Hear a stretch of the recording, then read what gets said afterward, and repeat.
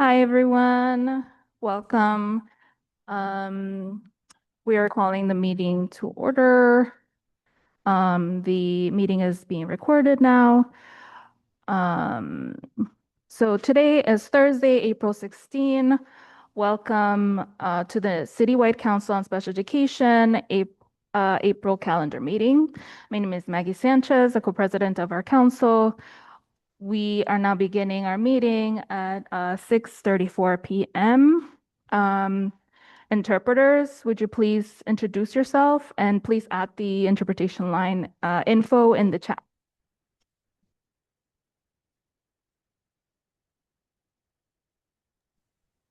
Hello, this is the Spanish announcement. Hola, buenas tardes. Si usted quisiera escuchar esta reunión en español, usted lo puede hacer desde su dispositivo llamando al 347-966-4114 y el ID de la reunión es el 805-349-58 numeral. De nuevo, lo voy a repetir, es el 347-966-4114 y luego el ID de la reunión es el 805-349-58 numeral. Esto lo va a encontrar también en el chat. Por favor, mantenga su micrófono cerrado en toda instancia para no interrumpir la interpretación. Gracias. Spanish announcement complete. Thank you, Mandarin. Okay. Yeah, this is the Mandarin interpreter Ricky. 大家好。今天我们有这个普通话的翻译服务。如果哪一位需要这个服务的，请拨打347-966-4114，ID 号码是472-073-16井号。我再重复一趟，哪一位朋友需要这个普通话的翻译服务的，请拨打347-966-4114，ID 号码是472-073-16井号。Okay, my announcement has completed. Thank you very much. 谢谢。 Yeah. Thank you so much. We're gonna do roll call now. So, sorry, Rose, if you can, we can have roll call, please. Joanna is on her way. Yes, Francesca is not here.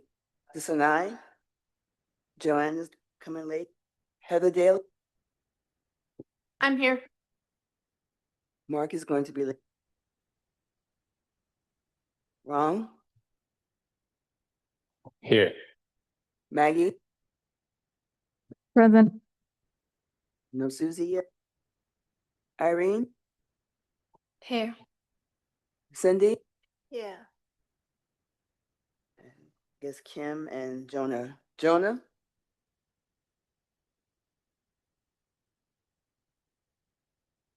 So apologies, we are not at quorum at this time, but we have a couple of members that will be arriving shortly. We won't be able to do any official business other than the program until we can make quorum. Also, a gentle reminder that council members will get the opportunity to speak at least once, and each council member has 2 minutes to speak.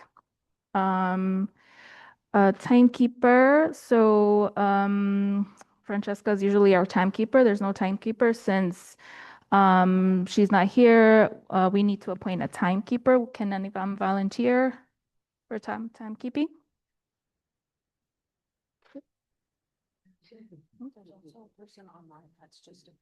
Okay. No worries. I can be the timekeeper for today. Oh, Francesca, sorry. Yay. So we got quorum. All right. It's okay. It's okay.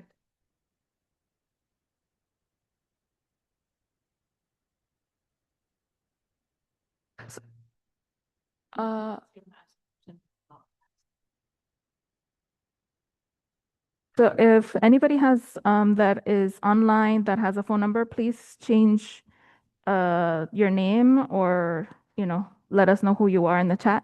Thank you. So Francesca, we were just doing the timekeeper. Would you be our timekeeper? Yeah, okay. So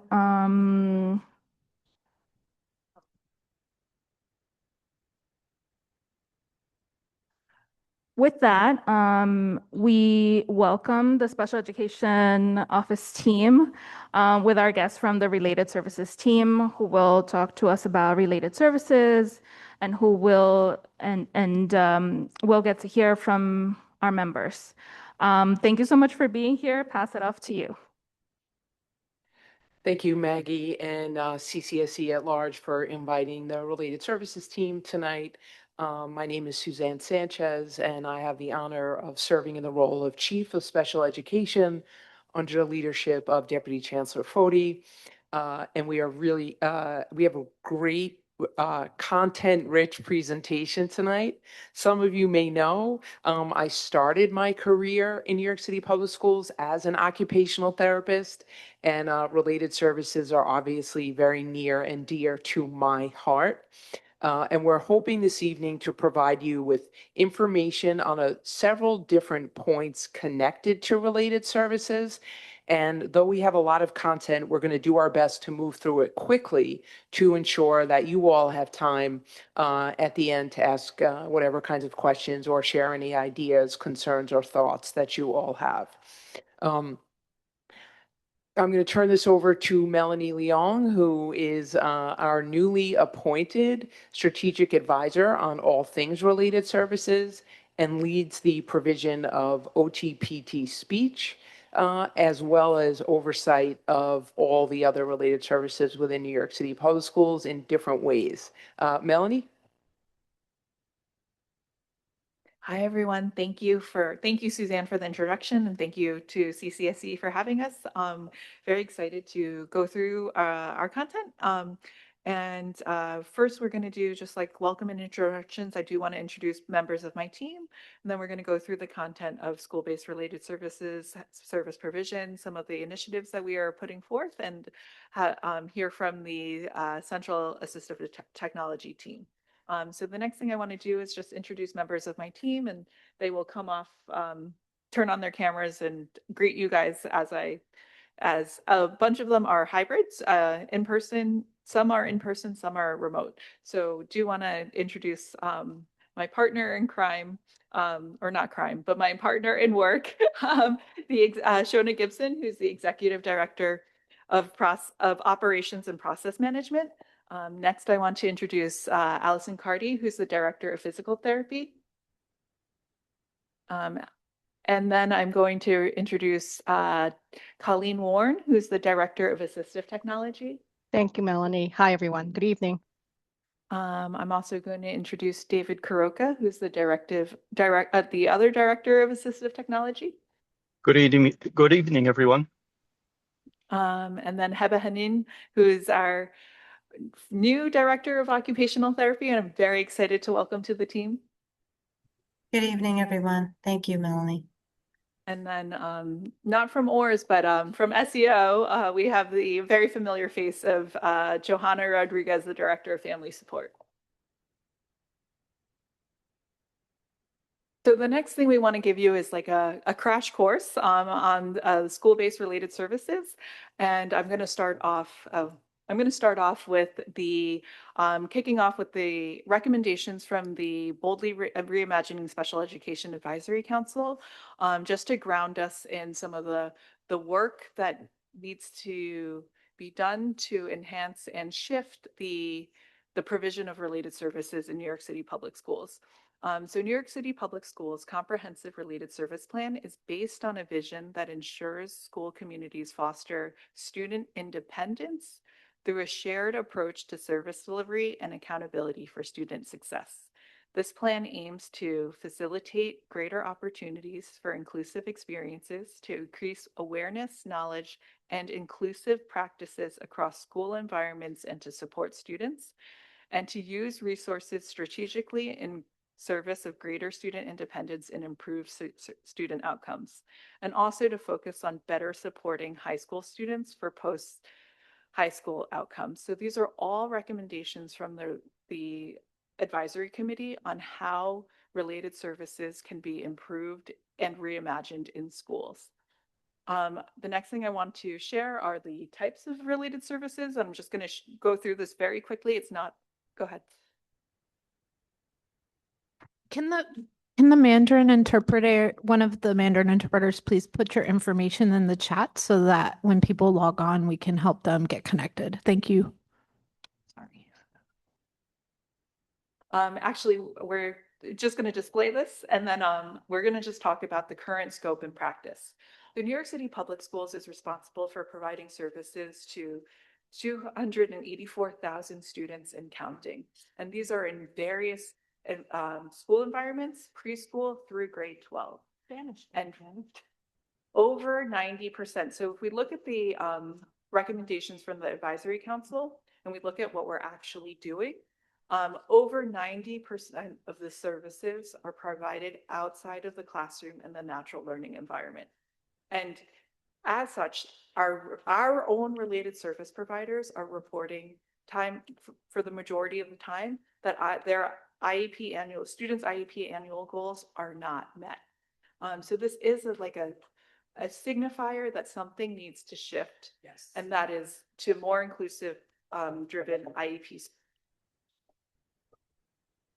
Thank you for that, Melanie. And I really want to highlight this because I don't think we can underscore, if we go back one slide, that at this time in New York City Public Schools, when an IEP recommends a related service, over 90% of the time, the recommendation is for the service to be provided outside the classroom and therefore outside the natural learning environment. And what our own related service providers are reporting at the end of the year, when they're reporting on goals for goal progress, they are reporting overwhelmingly that the student did not achieve their IEP goal. And when we put these two factors together, it speaks to the recommendations from the Reimagining Council and makes a lot of sense. And so we have a need as a school system, and I would say an obligation, to shift our practices to more inclusive, driven IEP-related service recommendations. Why is this so important? Because we think, we said, actually no, because we know, because research shows clearly that when services happen where children learn, play, and participate, they are more likely to make meaningful and lasting progress. This facilitates stronger outcomes and goal attainment for student. And I love this image that learning a skill in isolation, like practicing swimming in a pool deck, is helpful, but the real growth actually happens in the water. So it just super quick, if we're working on turn taking or focusing or any kind of social pragmatics or even instructional and intentional issues sometimes, when we're doing that separate, one therapist, one student outside the learning environment, it's very rare that those skills transfer back to where the student actually learns. So something we have to think about as a collectively, as a group, and figure out how we are going to make these changes so our students have the outcomes they deserve.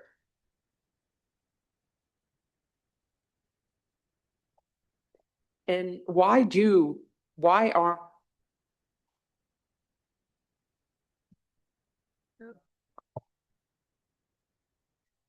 natural learning environments work best? Because that is where the point of the student's disability is impacting their ability to learn and or participate in their class. Children practice skills where they use them, learning in context. Learning where they need to use the skill is very different than practicing that separate in isolation. They're also in a natural learning environment. Children have the opportunity to learn alongside their peers. We know that children build confidence and feel better and stronger about themselves when they're included with their classmates. When done correctly and when appropriate for a student's IEP goals, there can be seamless support and not disruption from the student's learning day. And we're going to talk more about that. And again, the research is clear. Studies consistently show that service delivered in inclusive natural learning settings lead to stronger outcomes for students. And this happens every day in New York City public schools. It's just happens not enough, not at the frequency we see when we see 90% of our recommendations are separate. In the classroom for speech services, this could look like during a read aloud, the speech therapist joins the classroom to help a small group practice vocabulary, sentence building, and is helping that student develop these skills right alongside their peers. For OT, this could look like during working in the classroom during actual writing time. Physical therapists at recess, they could be working with a student at recess, physical education, other parts of the school day, so that they learn to navigate playground equipment safely and they can play in the playground with their friends. And certainly for counseling, a school counselor can facilitate a lunchtime social group. Again, these have to be specific to each student only when it's instructionally appropriate and when it matches the IEP goals for that student. As parents and families, we need and want your partnership. No one knows your children better than you. And as families, there are ways that you can partner and support this work. Certainly asking questions, reaching out to your child's team at school when you do have questions, sharing and telling us what you see at home. What's working at home, what are your struggles, what's not working. That only helps to build that homeschool connection. Staying connected to the IEP, because parents are an equal and crucial part of this process. Practice certain skills or tasks, activities at home, and don't hesitate to collaborate. The goal of the IEP team should very often be the same goal as a parent, which is helping the child thrive, learn, be an active participant to whatever that looks like for individual specific children.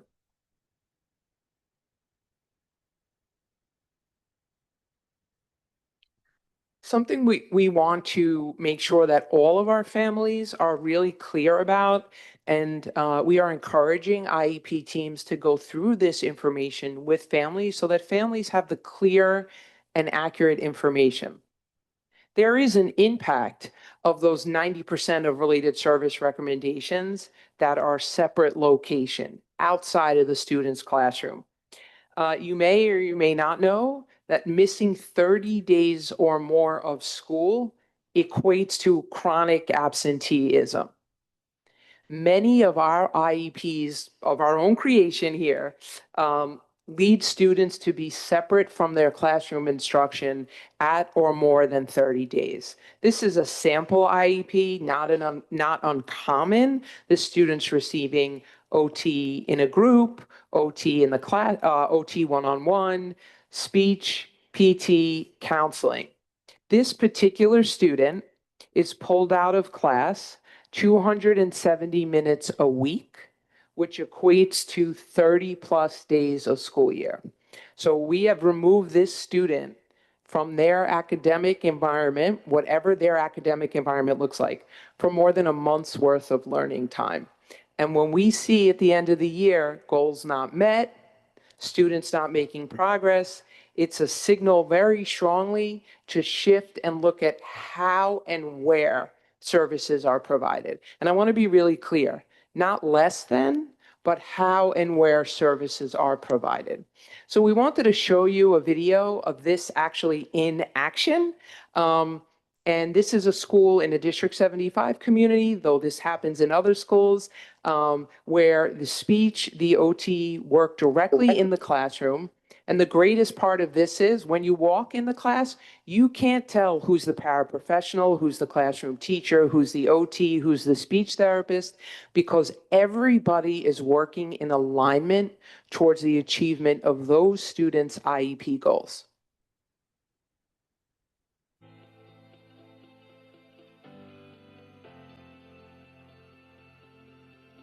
Hi, my name is Miss Daniela.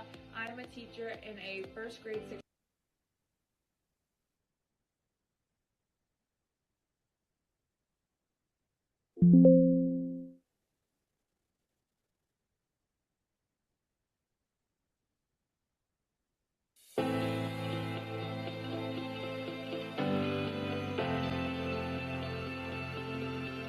Hi, my name is Miss Daniela. I'm a teacher in a first grade 611 ABA classroom. And hi, I'm Miss Brianna. I am the speech therapist that supports Miss Daniela and the classroom? So as the classroom teacher, our approach is highly collaborative, flexible, and centered on each student's individual needs. We adjust our co-teaching style based on students' individualized goals and ongoing communication. So during whole group instruction, I lead while the speech therapist supports through prompting, redirection, visuals, and language modeling to enhance student understanding.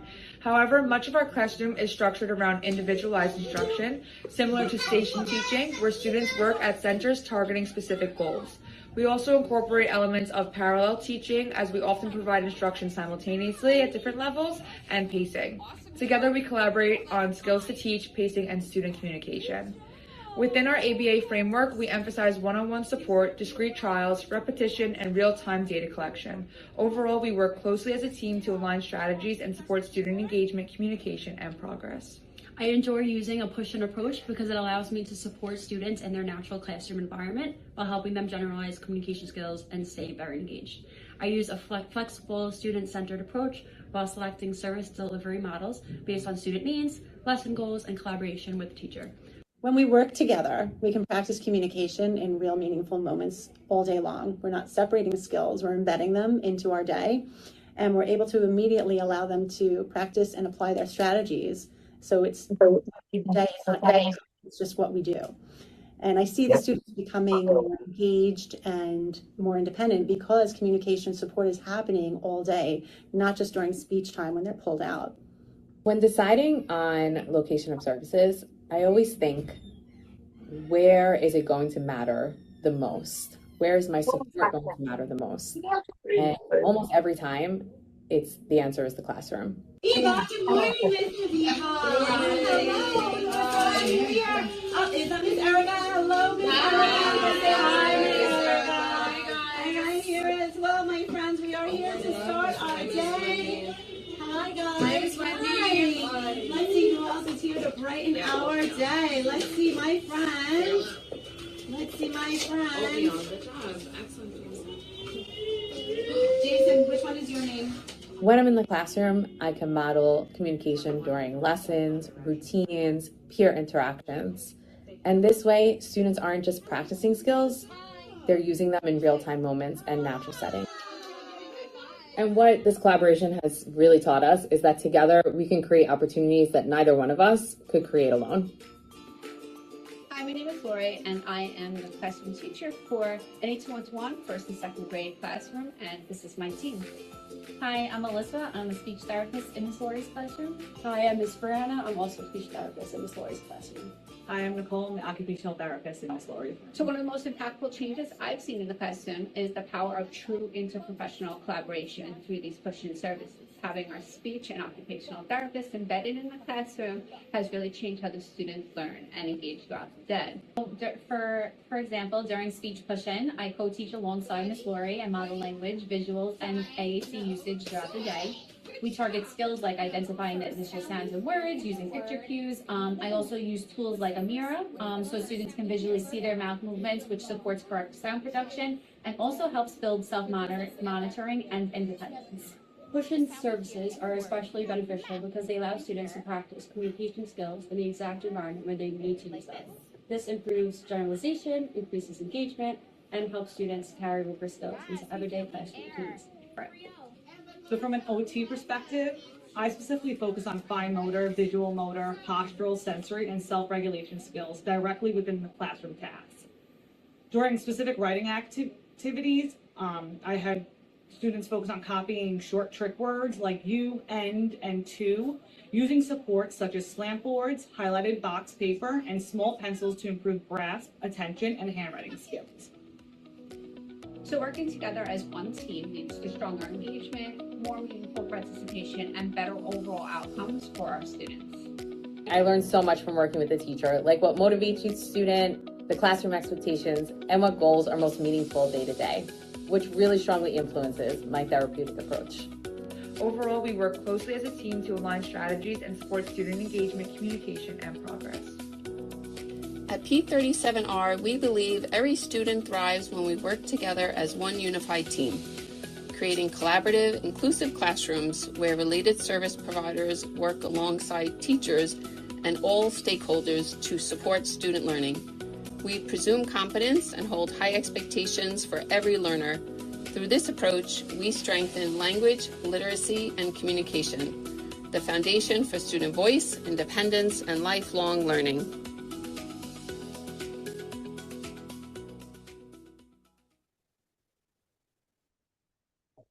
And we thank the PS37 our team for sending that video and for highlighting their really, really powerful work. That is a model to be emulated across New York City. When it is appropriate for individual students, we'll see much stronger outcomes for our students in that regard.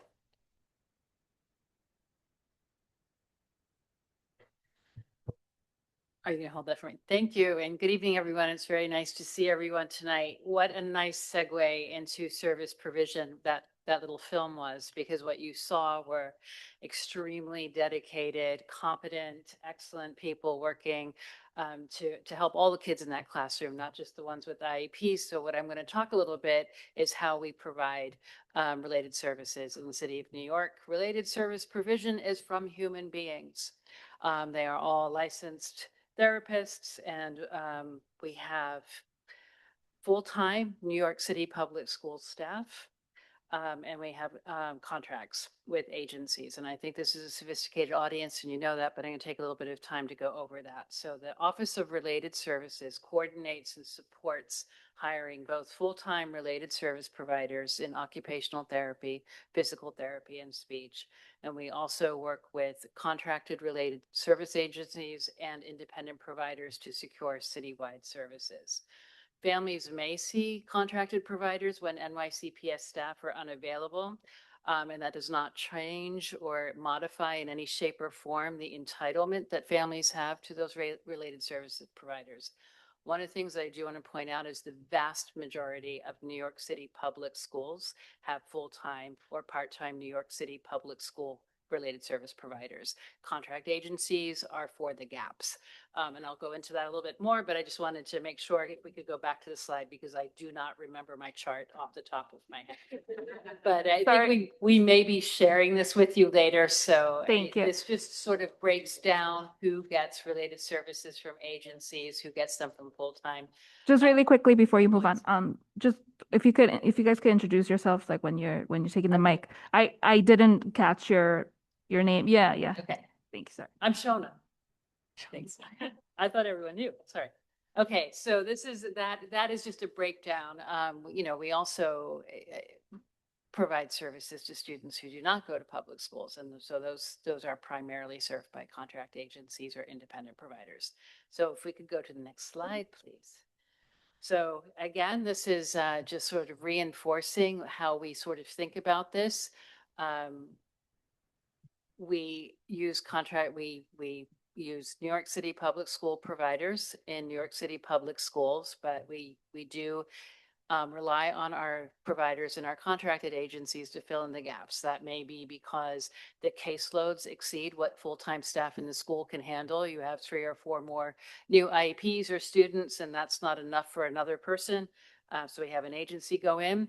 There are national staffing shortages, so we fill in the gaps there. And the other thing that happens all the time in New York City is that our staff have to go out on leave, or they are absent, or they have an extended absence. And so we use agencies to fill in the gaps in those instances as well.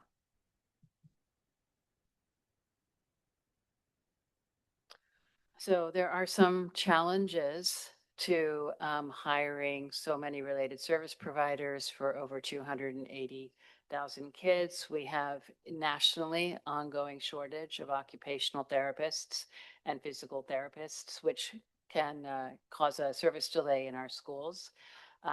We are constantly in hiring mode. We are constantly in caseload and monitoring mode, and we are constantly in finding solutions to any service gaps.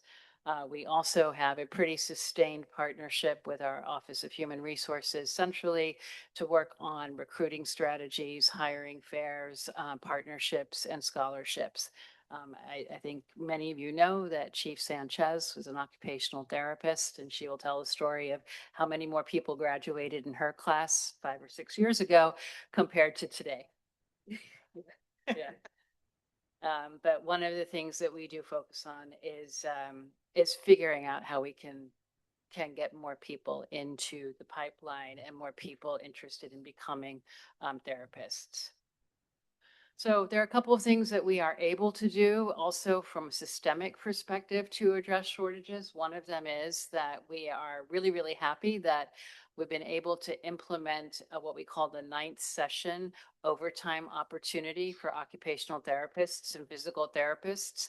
This is an opportunity for our OTs and PTs who are already in the school to work an extra period over their contractually bargained 8 sessions, and we're able to pay them overtime. So we implemented that in March and had a very nice uptake of that. So we find that very promising. We also are able to provide the speech therapists additional paid sessions beyond the 8-hour contractual max so that they can serve more students. And our OT-PT pilot, which, as I said, started or rolled up in March, has already served more than 750 students additionally to where they were in February. That's OT, and 100 more students in physical therapy. And then, as I mentioned, we have a lot of different areas where we try to partner with our HR partners, with our university partners, and with the community at large to increase recruitment. We have scholarship programs through the Jose P. Umbrella, which offers scholarships towards master's degrees in a specific shortage area, including monolingual and bilingual speech language pathology. We offer financial assistance to OT and PT students. We have what we call Jose P. Loan Forgiveness, which offers tax-free financial grant assistance up to $24,000 in student loans. And we have several clinical externships and fieldwork opportunities that allow us to collaborate with universities and clinical affiliation programs that provide exposure of what school-based OT, PT, and speech would look like. Having said all that, as I said, we're in constant recruiting and hiring mode, and we've hired 667 OTs, PTs, and speech in the last year over the amount that were there last year.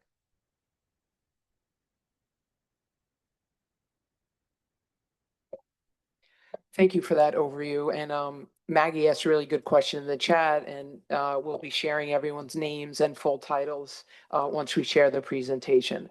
I think it's important to know that while as a system, we are providing related services at a 92% compliance rate, that is not acceptable to us. Because that means that every student is not receiving their IEP recommended services. And as Shona articulately described, we are facing national shortages. I have conversations with other school districts, Los Angeles, Boston, Denver, Chicago, and they ask the same thing. How are you hiring and finding OTs and speech providers? And we're all struggling with this. There has been an increase in the mandate recommendations for related services by 22% over the last 6 years or so. And that's a really tough number to keep up with when the supply is not there to meet the demand. Some of you may know that the federal government recently put a cap on graduate loans that folks can take to go to graduate school.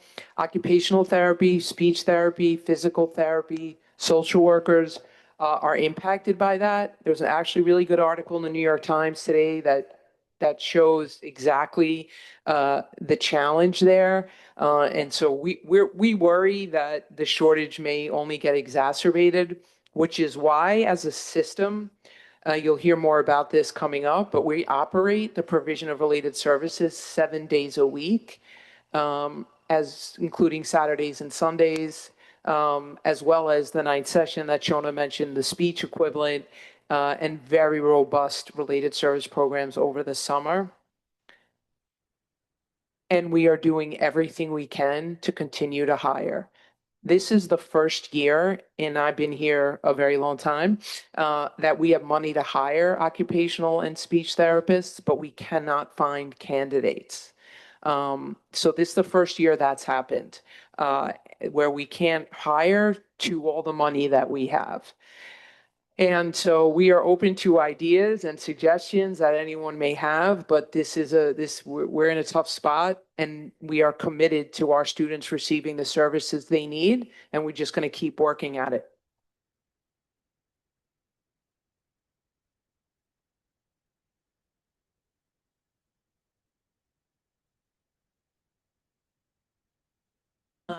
Hi, so we just wanted to share a screenshot or instructions and familiarity about how you can access or parents can access information about their students' special education services in NICSA. So this is for students who are currently receiving special education services. They have access to the IEP program tab in NICSA, and you can also access the your students' related service providers information, as well as the date of their last provided session there.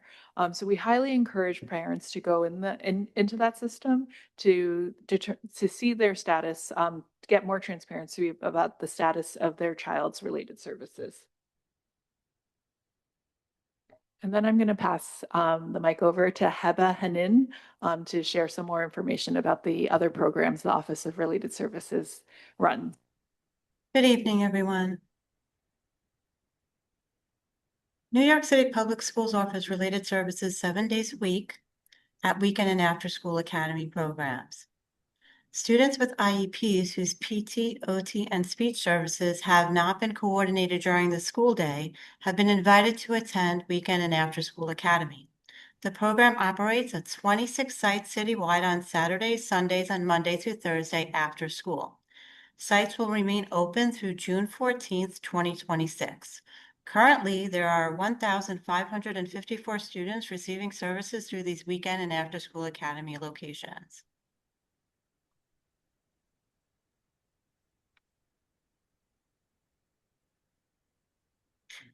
SEED is an enrichment-based sensory movement program offered on weekdays and Saturdays for students with intensive sensory needs that impact school functioning and participation. It provides access to specialized sensory equipment, such as swings, trampolines, therapy balls, climbing walls, and scooter boards, which purposely designed seat space to help prepare students' bodies and brains for learning. The program is available for New York City Public School students from 3K through high school students across 78 sites citywide. Families can apply to the SEED program through the enrollment survey, and students must have an occupational therapy mandate to be eligible.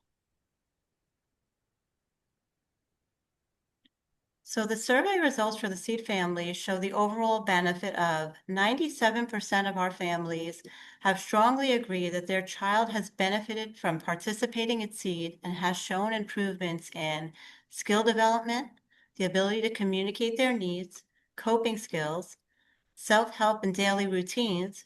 There's been a decrease in disciplinary referrals, and overall, the data shows an overwhelmingly positive family feedback, where the strongest endorsement for overall benefits in the area of social emotional support and sensory regulation.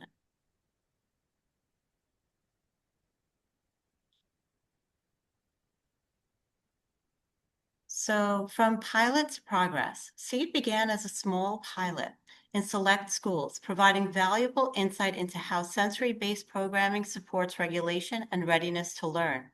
The pilot results helped lay the foundation for our initial SEED program model and informed best practices in implementation and collaboration. Some of the best practices included services linked to a program where a scope and sequence with a finite goal. Services provided in a group and in a setting where staff can connect with one another, including parents in the intervention process. The next step is SEED at School pilot, launching in 6 carefully selected schools representing a full range of settings, from pre-K to District 75 sites. This pilot will allow us to refine the SEED at School model and ensure it meets the diverse needs of New York City students. A key step in scaling an innovative and inclusive and sustainable sensory initiative across the districts. Why start with 6 schools? We ensure intentional design, strong collaboration, and measurable outcome. We build on what works and a thoughtful expansion guided by data, feedback, and experience.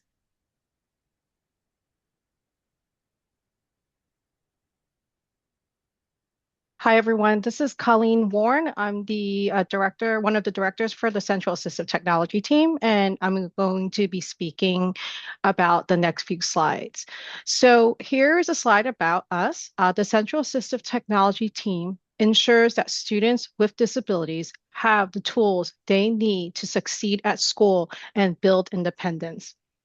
We do this by providing high quality assistive technology assessments along with training and ongoing support for students, educators, and families. Our focus is not just recommending tools, but making sure they are used effectively and meaningfully in students' daily learning. This year, demand for assistive technology support has continued to grow. To date, the Central AT team has completed evaluations for 20% more students than at the same point last year, reflecting both increased need and awareness across schools and districts. Beyond evaluations, we continue to provide training and implementation support so that students, school-based staff, and families feel confident using assistive technology in classrooms and at home. Ultimately, our goal is to remove barriers, support independence, and ensure every learner has access to their education. Here are QR codes to links to the forms to request trainings.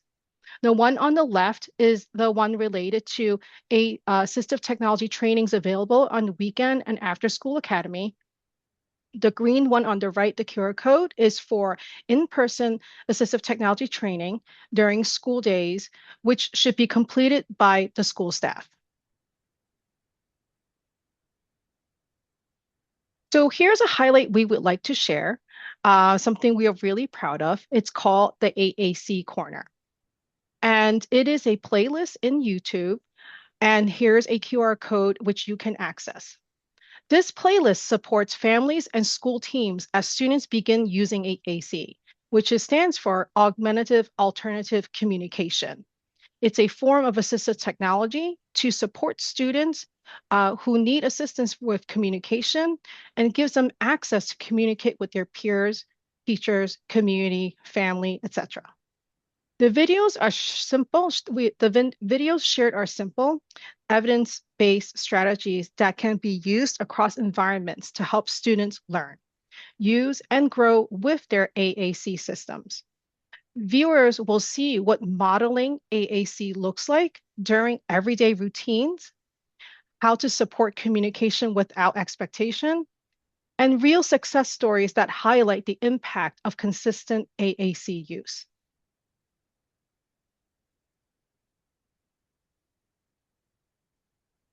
So I'm also going to speak about the adaptive equipment team that the New York City Public Schools DIAL and Office of Related Services offers. And what this team does is support students who need adaptive seating, wheelchairs, or other specialized equipment to fully participate in schools. The members of this team are New York City Public Schools physical therapists and occupational therapists. We know that getting this equipment through the healthcare system can be overwhelming. Families often face long delays, sometimes 6 months to a year before equipment is approved and delivered. During that waiting time, students still deserve to be in school, learning and participating alongside their peers. Our team partners closely with families to help navigate this complex process. We explain next steps, help move things forward, and work to reduce unnecessary barriers whenever possible. Most importantly, we make sure students are supported in the meantime. The team assesses students, takes measurements, and provides temporary loaner equipment such as wheelchairs so students can safely attend school and access their learning environment. This work reflects our commitment to making sure students are not excluded because of delays outside of their control. Our goal is simple: to support access, dignity, and full participation for every student. Here is a snapshot of the process for this young lady, the student. The first photo shows the equipment the student arrived with, what they started with. As you can see, how she's positioned is not optimal. The second photo shows the team working, the adaptive equipment team working with the student to customize and fit the new wheelchair to her size and her needs. And the third photo, finally, shows the student in the wheelchair with it providing the support that she needs. Look at her alignment and positioning, and most importantly, how happy she is. The adaptive equipment team is always looking for donations. So if you have or know of someone with old or outgrown equipment, please reach out to us via the QR code to donate your equipment. Someone from our team will get to you and will coordinate picking up the equipment to get it to our team so we can help out another family. And I have one more slide. So this slide highlights several important moments and milestones coming this spring. April is both Occupational Therapy Month and World Autism Acceptance Month, giving us an opportunity to recognize the critical role of related service providers to reaffirm our commitment to inclusive, affirming practices for autistic students. This year, New York City Public School hired 589 occupational therapists, physical therapists, and speech providers, strengthening our capacity to meet student needs across schools. We also continue to invest in professional learning. The Special Education Office team has trained over 2,000 special education staff on supporting students with disabilities in developing executive functioning skills. In May, we will be hosting our 2026 Inclusion Summit for students, centered on student voice and inclusive school experiences. We're also proud of the $9.5 million investment in sensory rooms in partnership with the Brooklyn Borough President and District 75, expanding access to supportive learning environments. And finally, our Spring Transition Consultancy Summit held on Saturday, which is this weekend, April 18th, and also Tuesday, April 21st, bring teams together to support smooth and thoughtful transitions for students. Thank you. I will turn it over to the next slide, which is our question and answers. Thank you. Colleen, before you jump, there are two questions in the chat for you and your team. Okay. I know you don't have average wait time for student because our systems are not that sophisticated to track that information. But if you could speak a little bit about the process by which a device is assigned and shipped to a student, and then also have you ever partnered with Goodwill because they have durable medical equipment as part of their work? So just interested on your thoughts there. I will share with everybody that earlier this year and up until maybe the winter, there were significant supply chain issues on getting devices, which is unfortunately now being re-exacerbated. I'm not going to talk about the Strait of Hormuz, but there are shipping delays globally that are now impacting our ability to gain inventory again. Thank you. We're gonna really quickly move to member questions. If any member wants to raise their hands, ask a question. Oh, sorry about that. Sorry about that. Yeah, no, go ahead, Colleen. Oh, okay. Hi. Yeah. The first question for the CAT team regarding average wait time for a student to receive an AT device like an AAC computer. As Suzanne stated, we don't have an average wait time. I used to have an average wait time, but things have just not been the way it was since after COVID, to be honest. So we are met with, as Suzanne stated, different things causing delays for us to get the equipment in hand. I am happy to say that we recently received a very large shipment of devices that have come in. Accessories are also coming in to pair with the devices so we can send out. So our team is doing another round of shipping devices out very shortly. They are working really hard to get the devices out. So Colleen, can you Yeah. perhaps give a little bit, like a really brief walkthrough of what it takes to like have the device recommended and actually get into like the process of Sure, like, of how it gets to our team to prepare. Okay. Yeah. Yeah. So the first step is after a recommendation is made, it's just a recommendation, right? So this IEP team, whoever it is, whether it's the CSE team, the CPSE team, or the school-based IEP team, has to receive the reports, which we get out within turnaround time of like 48 hours of business hours, and they must hold a meeting. So they must meet to discuss the results of the recommendation and then update the IEP if they want to follow the recommendations, right? It's their choice. Now, after they have done that, they actually have to let us know. So the school's supposed to look at their inventory and say, hey, and first, we always ask schools to explore the available instructional technology devices that they have that can be used as their AT, right? So if they do, that makes that part easier. The school can provide it. And whatever the school cannot provide, they actually reach out to us to let us know, hey, or they reach out to the district, hey, I don't have these devices to provide for the AT to meet this need.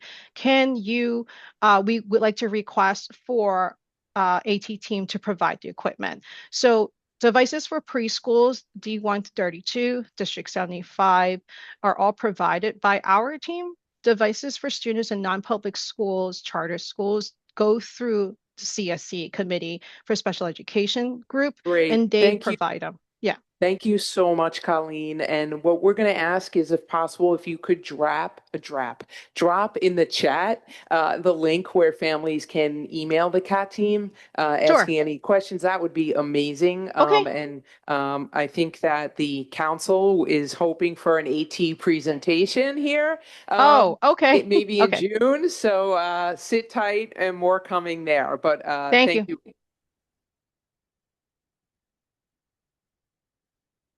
Yes, thank you so much, CAT team, for your passion. You have fans from the council here. You know, we love the work that you do. Members, and also related services as well, and special education office. Members, any questions, please go ahead.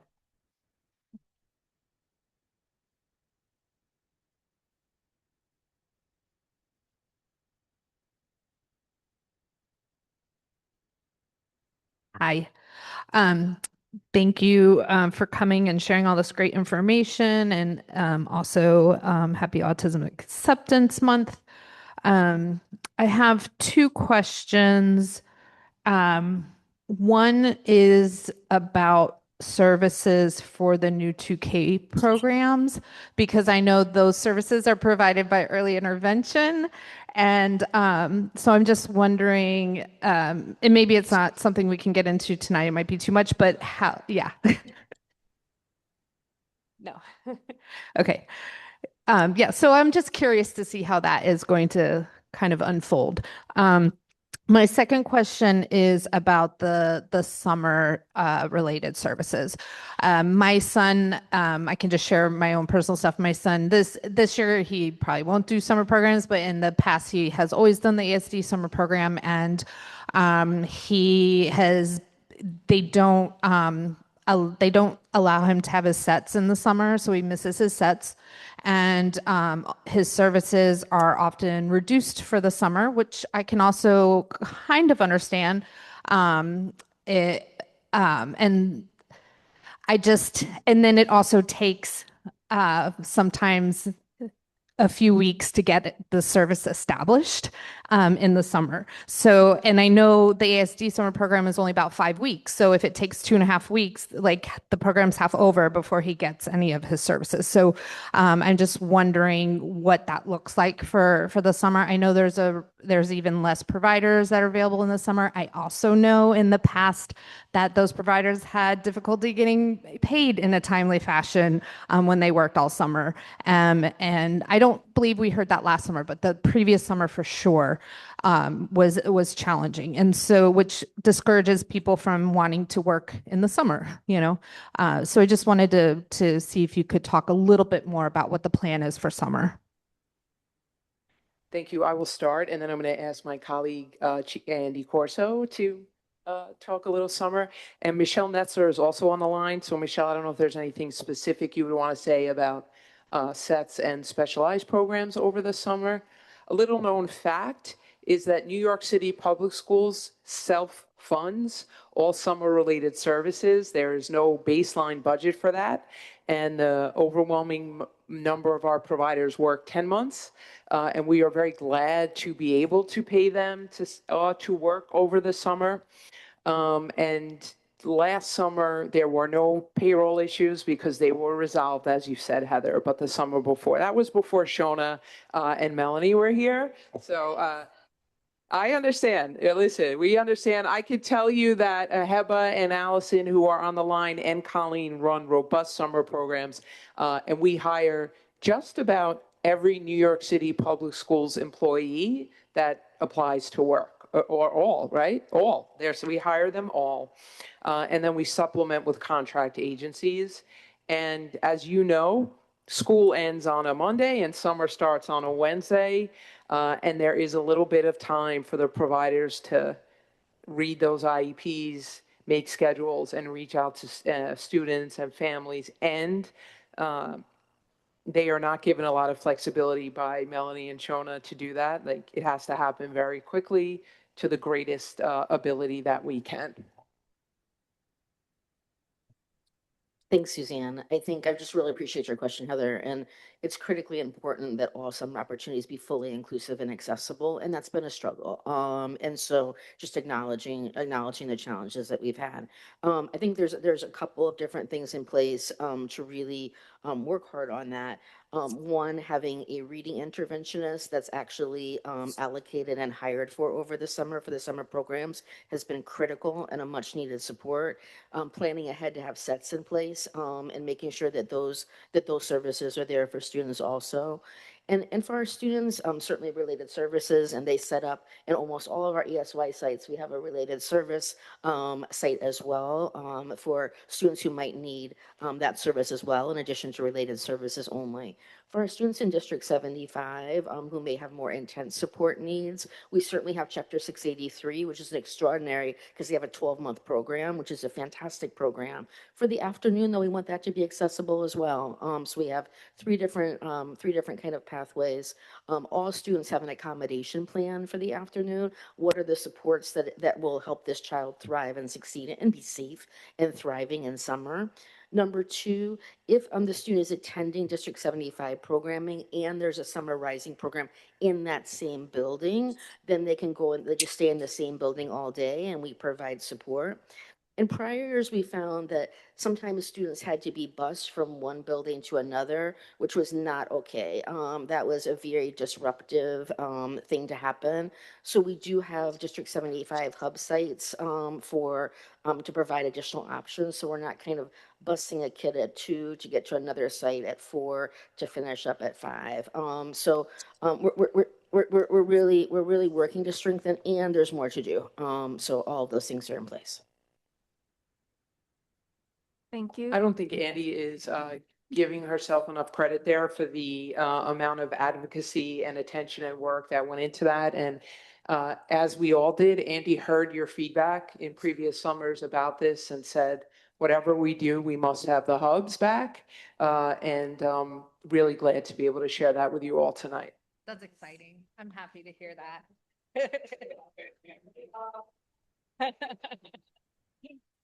Any other member questions? Please go ahead. Yep, go ahead, Cindy. And When I see the week, sorry about that. Go ahead, Irene, and then Cindy. Sorry about that. When I see the video that's ABA therapy, I just wondering, is every school have those programs, the ABA? Somebody pulled into the driveway. Lindsay Huntley, if you can mute, thank you so much. Oh, I'm sorry. going to turn this over to my colleague Kevin McGinn, who can speak a little bit about that, as well as Michelle Netzer, who runs our autism programs, can also jump in and speak about that. Thanks, Suzanne. Can everyone hear me? Totally fine, Kevin. Yes. Great. So I think the question, I couldn't hear it entirely, but just wondering about ABA and the availability of ABA in different programs. I think it was great to see in the video of PS37 that they did mention the use of ABA in their program. I think it's important, first of all, to recognize that the principles of ABA are just one tool in our toolkit that clinicians and schools can use for students to support behavioral need, and it's one we use across our settings. And most predominantly, you'll hear about it in our AIMS and Horizon programs, just like you heard about the AIMS program there at PS37. Any effective IEP is one that's anchored in student need. And so that's where we start. Our clinicians and IEP teams will take a holistic look at need and make recommendations that drive from need. So whether it's prompt, ABA, or another methodology that a parent is interested in discussing with their team to address a particular student need, we certainly encourage you to do so. And we would really suggest that you engage your IEP team to explore the different possibilities that our skill providers have to meet need. Michelle, is there anything you would want to add on the ABA front? I think that you covered everything outside of specialized programs and how we use ABA in our toolbox, and it's supported across the system. And we definitely talk about task analysis. We talk about generalization and maintenance. Those are all things that fall under ABA, and many of our teachers are using that to support students.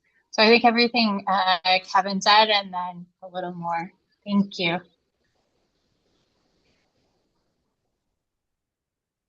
Go ahead, Irene. Hi, first I want to thank you for spending your time here, and thank you so much for all the information and presentation. I do have 3 questions. I'm going to ask the question first, and then you may answer it.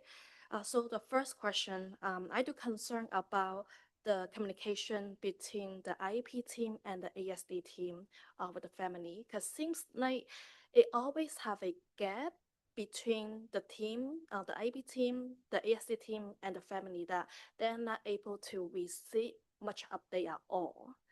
And the second question is, I want to know, like, what would be the time frame from for the student to receive the related service, and if it's already passed by the time frame, is it possible for them to apply P4 or RSA?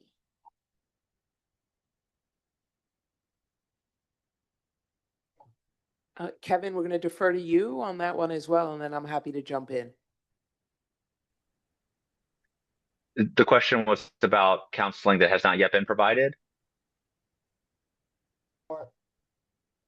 Sorry, can you repeat that again?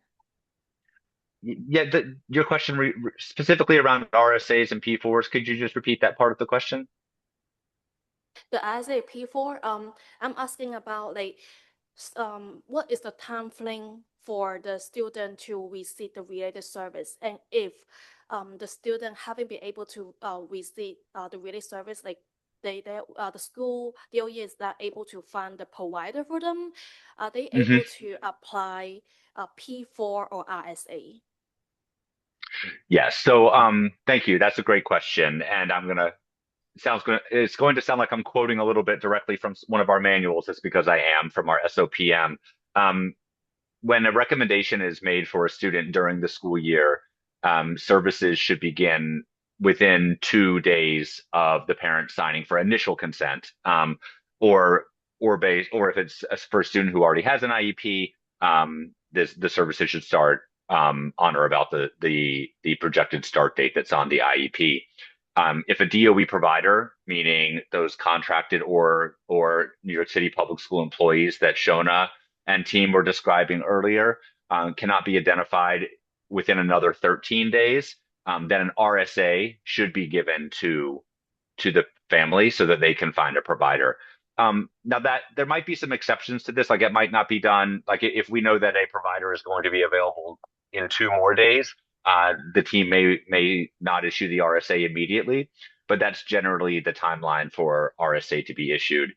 The P4 is specifically for sets when sets cannot be provided by one of our providers, or when ICT is not being provided. And so I think it's important to remember that for RSAs and P4s both, those are remedies, and those are remedies that we are issuing to a parent because we have not been able to provide a service or sets or ICT by one of our own providers. And so you're right that if you believe that your child's not being served and is not receiving a recommended service or sets or ICT, you should absolutely ask your school for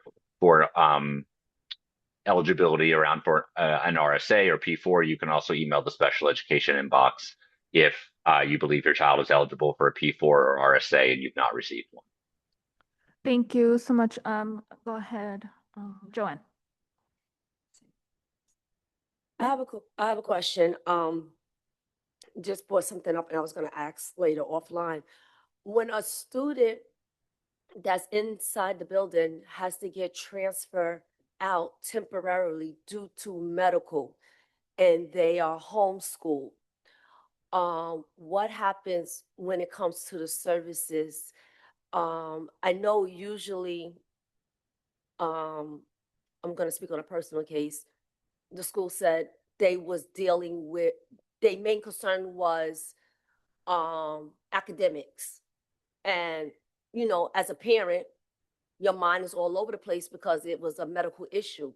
So you're not really thinking about that until something happens. And, you know, if you had that service could have helped segue what happened while that child was getting homeschooled. So what happens in a case like that? Because now that family is due those back services. And usually you get a P4, but I'm just saying in a situation like that, when you're transitioned from in person in the building and have to go homeschool due to medical, is that something common? Like what is the typical guidelines when it comes to that? I'm so glad you asked. And this is something that we want to continue to strengthen is that seamless partnership when a student does home instruction. And so for home instruction, and that's home instruction provided by District 75, the related services are still coordinated by the home school. So the home instruction comes, the academic part of the home instruction comes from home instruction office, and the related services are coordinated. To your question, what if because of the nature of the medical need or whatever precipitated the home instruction, it's not time for related services or at that time? Then you can absolutely get compensatory services. And so we look back at the IEP and say, what was the impact of being on home instruction and missing those related services? And then based on the impact of that, then we take a look and say, okay, this means this student needs additional related services to be able to kind of get back to baseline on that. That can be provided in any number of ways. Let's say the student is back in their home school and their related service provider has extra sessions, then maybe that person will provide it. But maybe we might also use an agency contracted, or we might also use an RSA. But the IEP meeting is where the team would step back and say, okay, because of the reason for home instruction, this student did miss related services. Let's look at the impact and determine what, if any, compensatory services are needed to make sure that the child gets what they deserves. So my question is, the IEP team should be bringing that up. Now, what if they don't bring that up and nothing is said about that? Absolutely. Then I would definitely want to take a look at reconvening that IEP team meeting. And always let us know in the special ed inbox. So if you're seeing a case of that, please let us know so that we can facilitate making that happen. But it absolutely should happen. And when it doesn't, let us know. Thank you so much. So we're gonna go to, I think, public Public comments comment. now because Yeah. we're at that part. Yeah, but we have, sorry, if we have in person, some in-person public comment, if I'll just pass the mic and then we'll go to the virtual. And also, if there's interpreters, please keep an eye out for if there's any comments in the line. Yeah, come. Oh, my goodness. Thank you. Can you hear me? Yes. Yeah. Well, thank you so much. I really like your presentation on how important it is to integrate the services within the school. I just have some questions. Yeah. So the first one is about the policy of makeups. I understand that the providers can do makeups when they cannot attend, but what happens when it's the child that is the one that cannot attend? That's a very good question around makeups and what is the policy around makeups. And I think sometimes there's a misconception that there's what's called a one-for-one makeup policy, that if a child missed a session, they're quote automatically eligible for a makeup session. And that is actually not accurate. There are first to determine why the child missed services. Sometimes children are absent or they're on a trip, they're at an assembly, and we typically don't make up for that. If the child has had a gap in service because we have not identified a provider on our end, excuse me, then we do makeup services are, that child would be eligible for makeup services. DOE providers provide makeup services as their schedule and caseload allows. And agency providers are able to provide makeup services when they can fit them into their schedule and they're paid for those additional sessions. The Office of Related Services also invites students to come to makeup services on Saturday or Sunday if they're not receiving service at their school, at one of the weekend sites, and during the summer as well, to come for related services, not for a full day program, but just for those services. So we are trying to do as many things as possible. And Kevin, what else would you add around kind of our makeup policy there? I would echo what Andy was describing for what should be considered when a student returns from something along the lines of home instruction and was not receiving some recommended services. Is that at your IEP meeting, whether it's an annual review, a scheduled meeting, or something that you or the team request, we should always be looking at student need and the impact of any missed services over the past year or since the last IEP meeting. And so, like Suzanne said, it might not be as simple as, and it's rarely going to be as simple as a one-for-one makeup, but the team should be looking at that impact of any missed services to address any new or grow or a new student need that has arisen and should be addressed through the IEP. Thank you. Sorry, I have another one. I have two.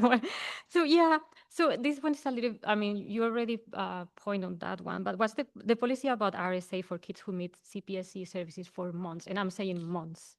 When are they supposed to get one, or are parents supposed to ask for it? Should the parents be proactive for that? Because I didn't know this one existed. That's such a good question. And no parent should not have to ask for their child's related services.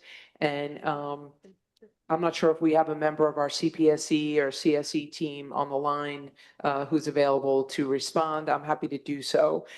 First of all, we've already contacted your child's CSE sitting here because we understand the situation that you're describing where your child has not received their services in some time and how concerning that is for any child, but especially a 3-year-old. So we completely understand and feel that very deeply. Our committees on special education work to coordinate those services. And when your child is not receiving them, they can issue what's called an an IA, which is the same thing like an RSA, but for preschool. So sorry for, and then you would take that and seek to find your own provider, which can be very challenging also.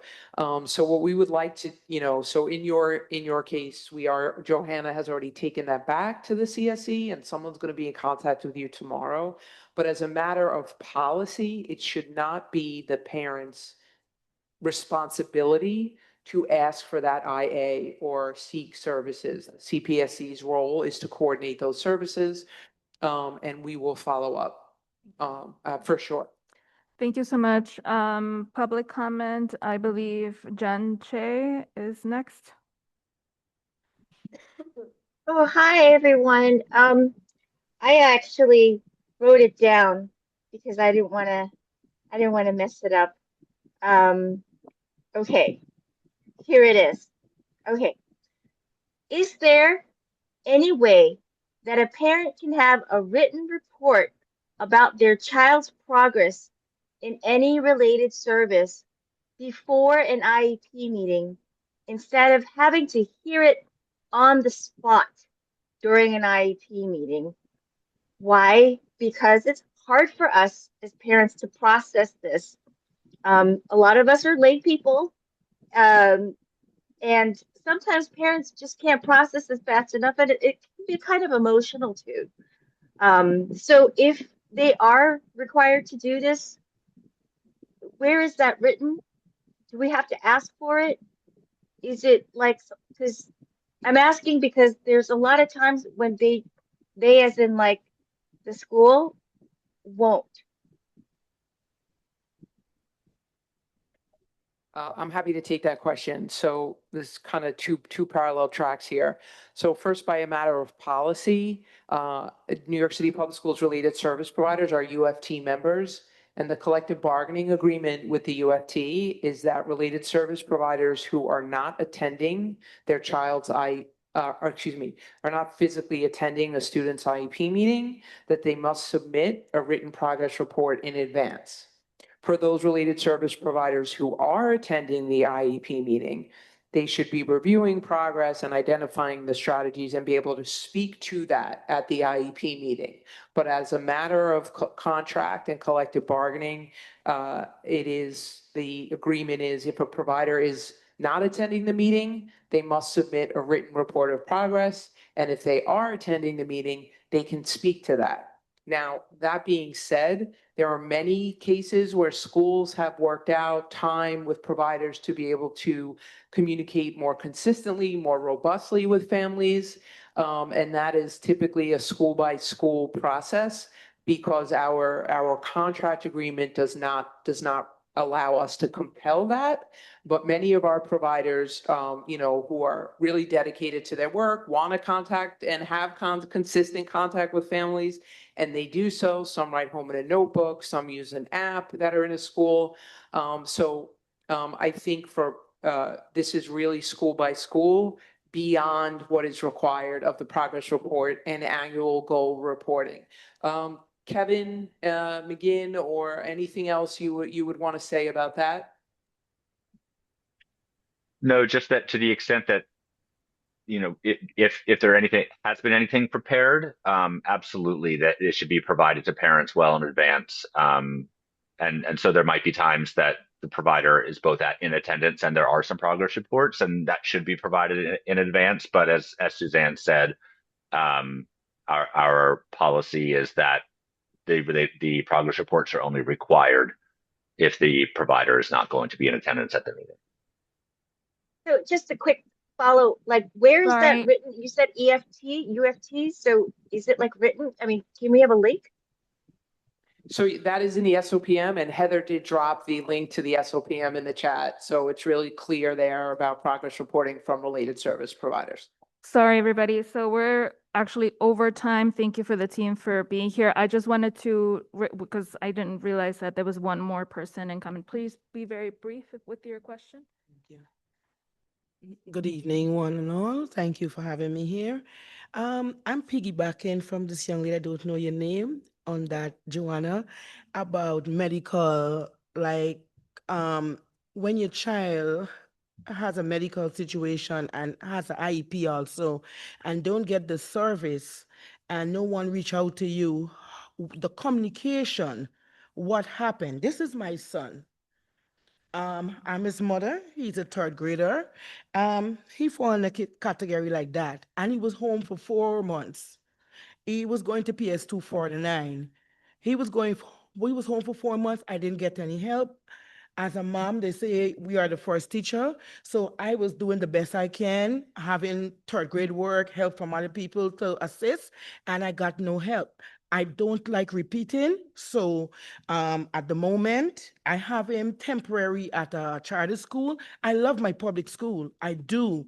This is my third child. But the kind of situation that my child was placed in, which he was called by 911, I didn't get permission to release him or anything. It's kind of heart-friended. And I'm happy that I'm here at this meeting because I already got a lot of support for the short time I'm here.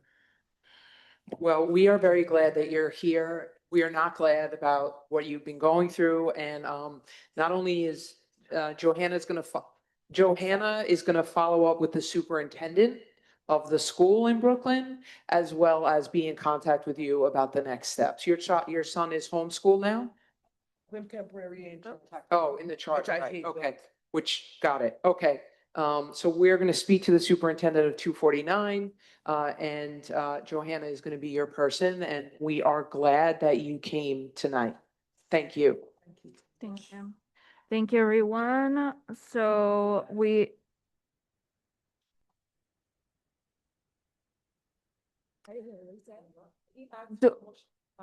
is there a motion to add 5 minutes to the discussion? I don't know if there's. I don't know if they can. Yeah, it's already like 30 minutes over. You can stay. Okay. Is there a motion from the council? Yeah. Do you wanna put it on the mic though, Francesca? I motion for 5 minutes. Okay.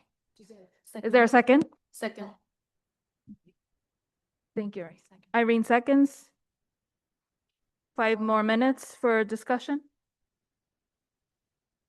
Timer started now.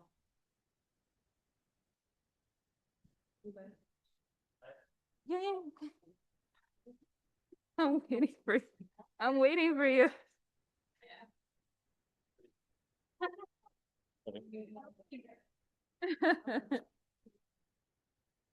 Do you have napkins, Chica? Is there any other questions before? Okay, my apologies for being late, everybody. So we've got the new budget coming up. We know there's budget cuts coming up Albany. We know the mayor's proposed budget cuts for the DOE.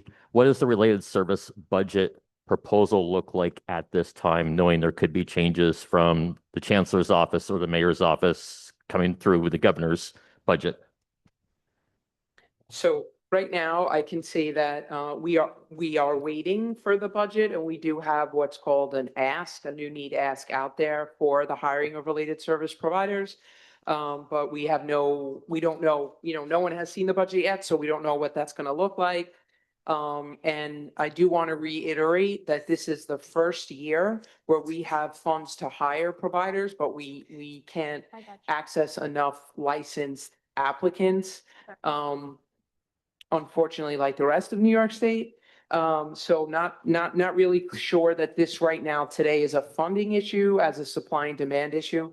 But Mark, once we know the budget, we'll be able to answer that question much more clearly. Thank you. There was Okay, somebody on the chat that was asking about an ABA question. We're gonna have to send those separately. Sorry, we're gonna have to send those questions separately after the meeting. We're gonna get the responses from the team. Thank you all for being here again. We're gonna end the public comment section. So is there a motion to adjourn the calendar meeting at this time? We still have 3 more minutes from the 5 Oh, minutes 3 more just minutes for the before. calendar. So Okay, people okay. had more questions you can ask. All right. That's ABA Go ahead. question. Oh, okay. Thank you so much. I think a lot you, of people want to know the answer to this question. So thank you for talking about ABA before. I can tell you that from the community perspective, because I speak to a lot of parents, a lot of times no one will use any word on the IEP. So it's so wonderful to see our leaders speak the words ABA so freely at this meeting. So like, because it's evidence-based, you kind of have to follow the protocol of the evidence-based methodology. So why? Because like if you want to put the word ABA on the IEP, the schools usually say no, they're not allowed to. But like, how can you follow it?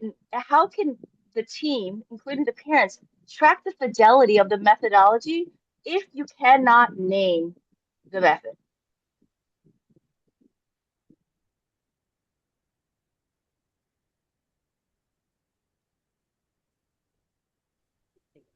I mean, I think going back to what I had said previously, Jen, thanks for and I was not ignoring you in the chat. I thought we were going to be getting to it here in the meeting.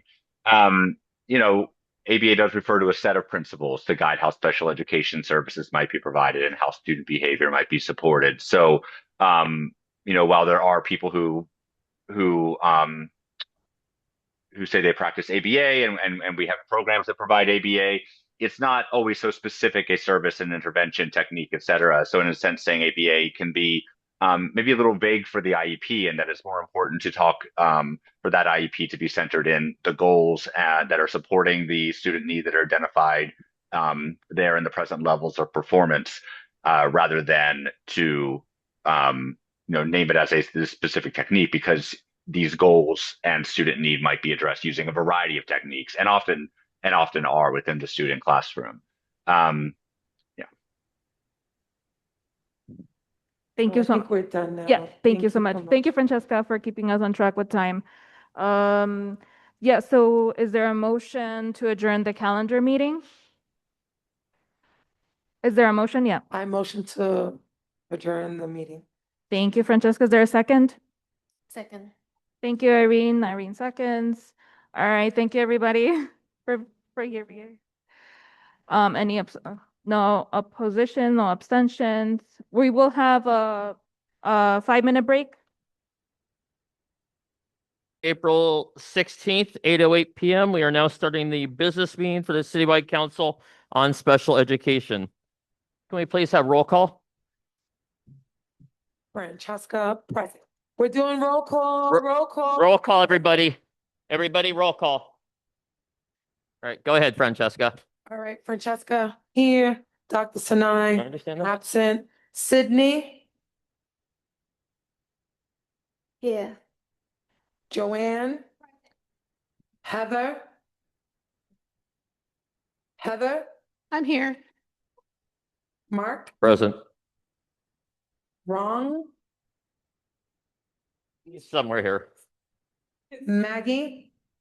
I'm here. Susie? Gina? Kim? Jonah? Here. He's here. I know I saw his name. Oh. Here. Sorry. Can you hear me? Yes, we hear you, Jonah. Thank you. Thank you for being here. All right. Thank you, everybody. The first thing up is our committee updates. So let's start with the annual report. Annual report, please. Can we put a date on the calendar? Last time I just couldn't. I wasn't in a Heather, good put headspace. your mic, your face to your mic, or mic to your face. So we need to put a committee date in the calendar, at least to meet so we can have like an action plan. And then from there we can kind of figure out who's doing what. But we need to figure out what we're going to do, whether that be an annual report based on the work that's being done in the committees that we've been working with, or if we want to focus on the topics we've covered in our monthly meetings, and just do like a 1-pager for each of the topics that we've covered. So those types of decisions we need to make in committee and then kind of distribute the work so people can sign up to distribute the work. So I just need to get it on the calendar, and I'm going to try and pull up.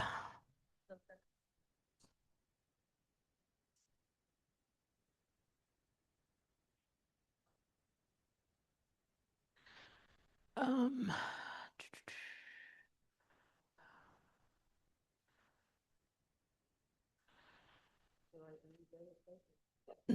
I know we have some meetings like every week. So I'm the busing committee meets on Mondays once a month. So I don't know if do we have other committee meetings that meet on Monday? On Mondays? Not this Monday. This Monday's too quick a turnaround, right? We don't have time to put, do we have time to put the announcement out? Yeah, the 20th. Cancel that one, remember? I sent an email to transport. Monday the 20th. So we could do Monday the 20th or Monday the 27th. The 27th.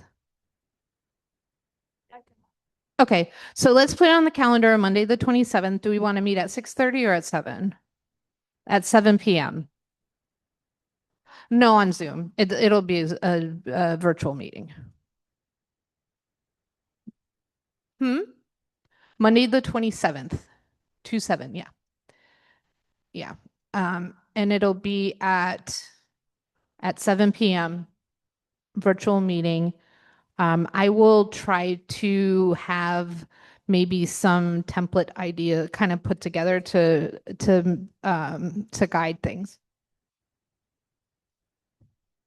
I was just gonna say. Oh, so that doesn't work. I have health and wellness. I didn't.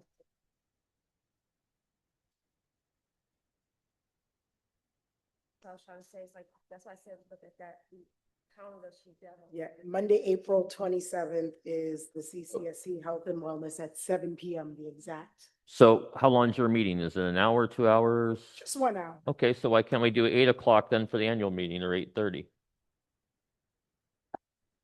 8 or 8:30 for the annual meeting? It's a Zoom, so I know, but it's a school night, it's late. To me, that's later. 6 o'clock, 6 to 7. I can make it there by 6. I don't know if everyone else can. 27th at 6. I don't know whoever else is going to come. You think we're talking about? The annual report meeting. Yeah, I'm okay. Yeah. Okay. So 6 p.m. on the 27th. And then people can come. If you're going to go to health and wellness and you want to do that, then you can log off and go to that. And then if you want to stay with us, if we're still going, you can stay. So And that what's works. the duration of the meeting? Let's make it an hour. We don't want to overlap committee Well, meetings. yeah, so it'll be an hour ideally, but sometimes they go over, you know? So an hour, ideally an hour. Okay, so that's the update. Busing and Transportation Committee. It's just next on the list, and I still have the mic, so I'll go. So we met this past Monday for the Busing and Transportation Committee. If you give me just a second, I want to pull up the notes so I don't forget anything that we spoke about. Ron, if you want to jump in while I'm looking for the notes, you're welcome to. Hi. So the busing committee, we have the meeting on Monday. So we briefing about the information we have in the past 1 month. Like I visit some council members' office. Or I met them in some event or activities, and then I hand over our busing in support of, stuff for them and ask them to support our claim and ask. And then at that night meeting, also the representative from the busing company, he attend to the meeting and communicate with us. And then we also me and Heather are still in the process of in generating another survey about the busing issue. We try to simplify and more specifically to generate those surveys in order to reach out to more parents and then to let them to finish it more precisely and more easier. And we're still in the progress. Yes, so we met, and Ron has also met with some local of our city council members and things like that, and has been talking about the bills that need to be passed for the EPP. We also talked about kind of looking forward to what the issues that come up in the summer. So we're gonna put on the front landing page of the CCSE website for starting in the summer, a place where people can reach out to us, like a contact form, if their kid is on a hot bus, so that we can jump on it right away and try to escalate AC issues on the bus. We've talked about, we want to put together like a fact sheet for parents for summarizing busing issues, like who they should be contacting about busing, what to do if something is not working, who they should reach out to, where they can go for reimbursement if they need to do that. Just answering some of the questions that come up all the time about the summer and for busing in the summer, what it looks like, how to find your route, all of that kind of stuff, like just a one pager to help guide folks.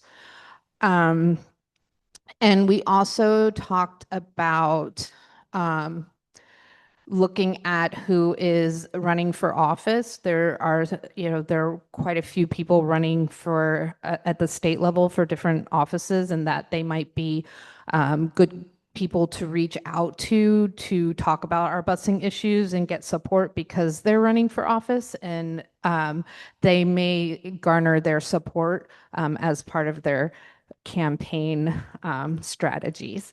So, which gets our word out of the need, right? So we're gonna, I know that you can go and see who's registered online to run for office, and we can pull the names from there. So yeah, so that's where, oh, and we want to make sure on the summer fact sheet that there is how to get your student Omni card replaced in the summer. I know we found out last year, basically at the end of the summer, how to get a new Omni card, and it wasn't really put out well for parents. And even if your child isn't in the summer program, if they have a student Omni card, it's supposed to work all summer. So if it doesn't work, parents need to know where to go to get a new one. Last year, it ended up being at any of the schools hosting a summer program. You could walk in and get a new one, but parents had problems and there were some issues for some people trying to do that. So we're going to include that on as well on our fact sheet.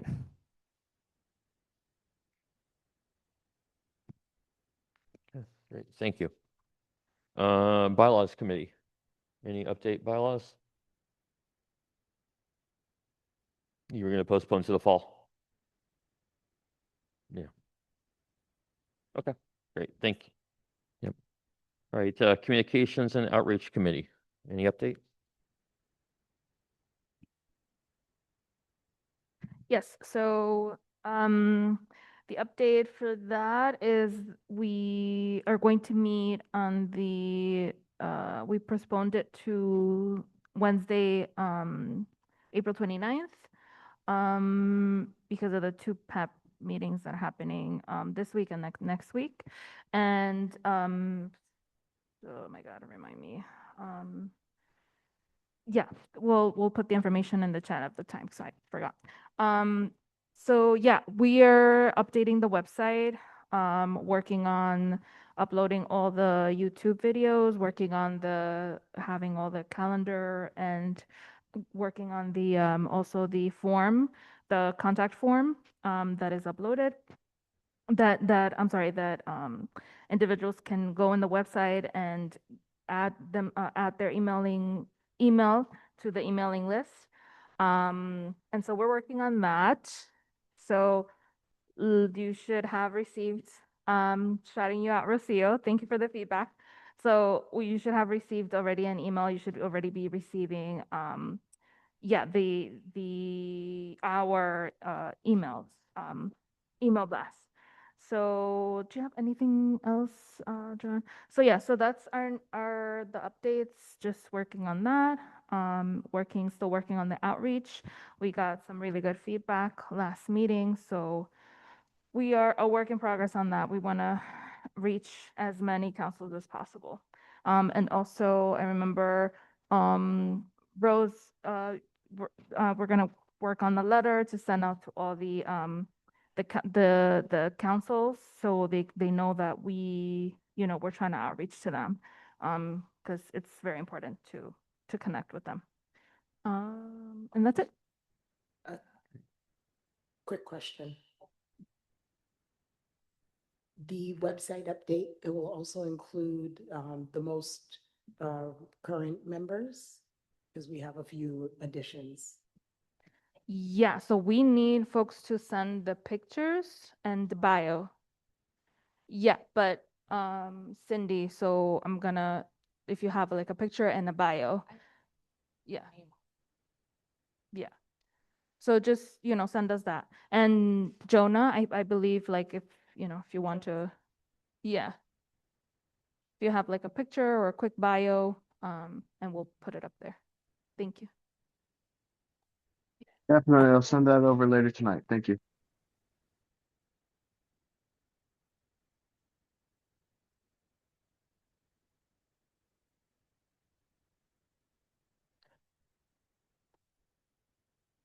Also, I was gonna say, I know that, I guess the appointee position is still looking, it's, okay, all right. All right. Okay.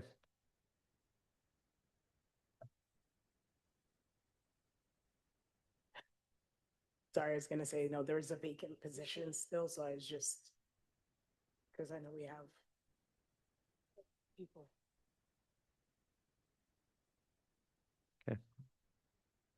All right. Next, health and wellness.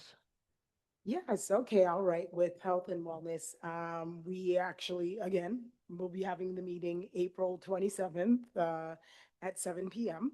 So hopefully we won't have that overlap taking place. What we will be doing is we're going to be reintroducing a new name to the Health and Wellness Committee to the tune of Fitness for All. So we'll be able to move forward. We've got approval. So we're excited about that. We've got great members of the council here that are a part of bringing the initiative together, along with Joanne here, Cindy here, and we have also a wonderful volunteer, Anita, that's been working in part with us as well. So that's been great.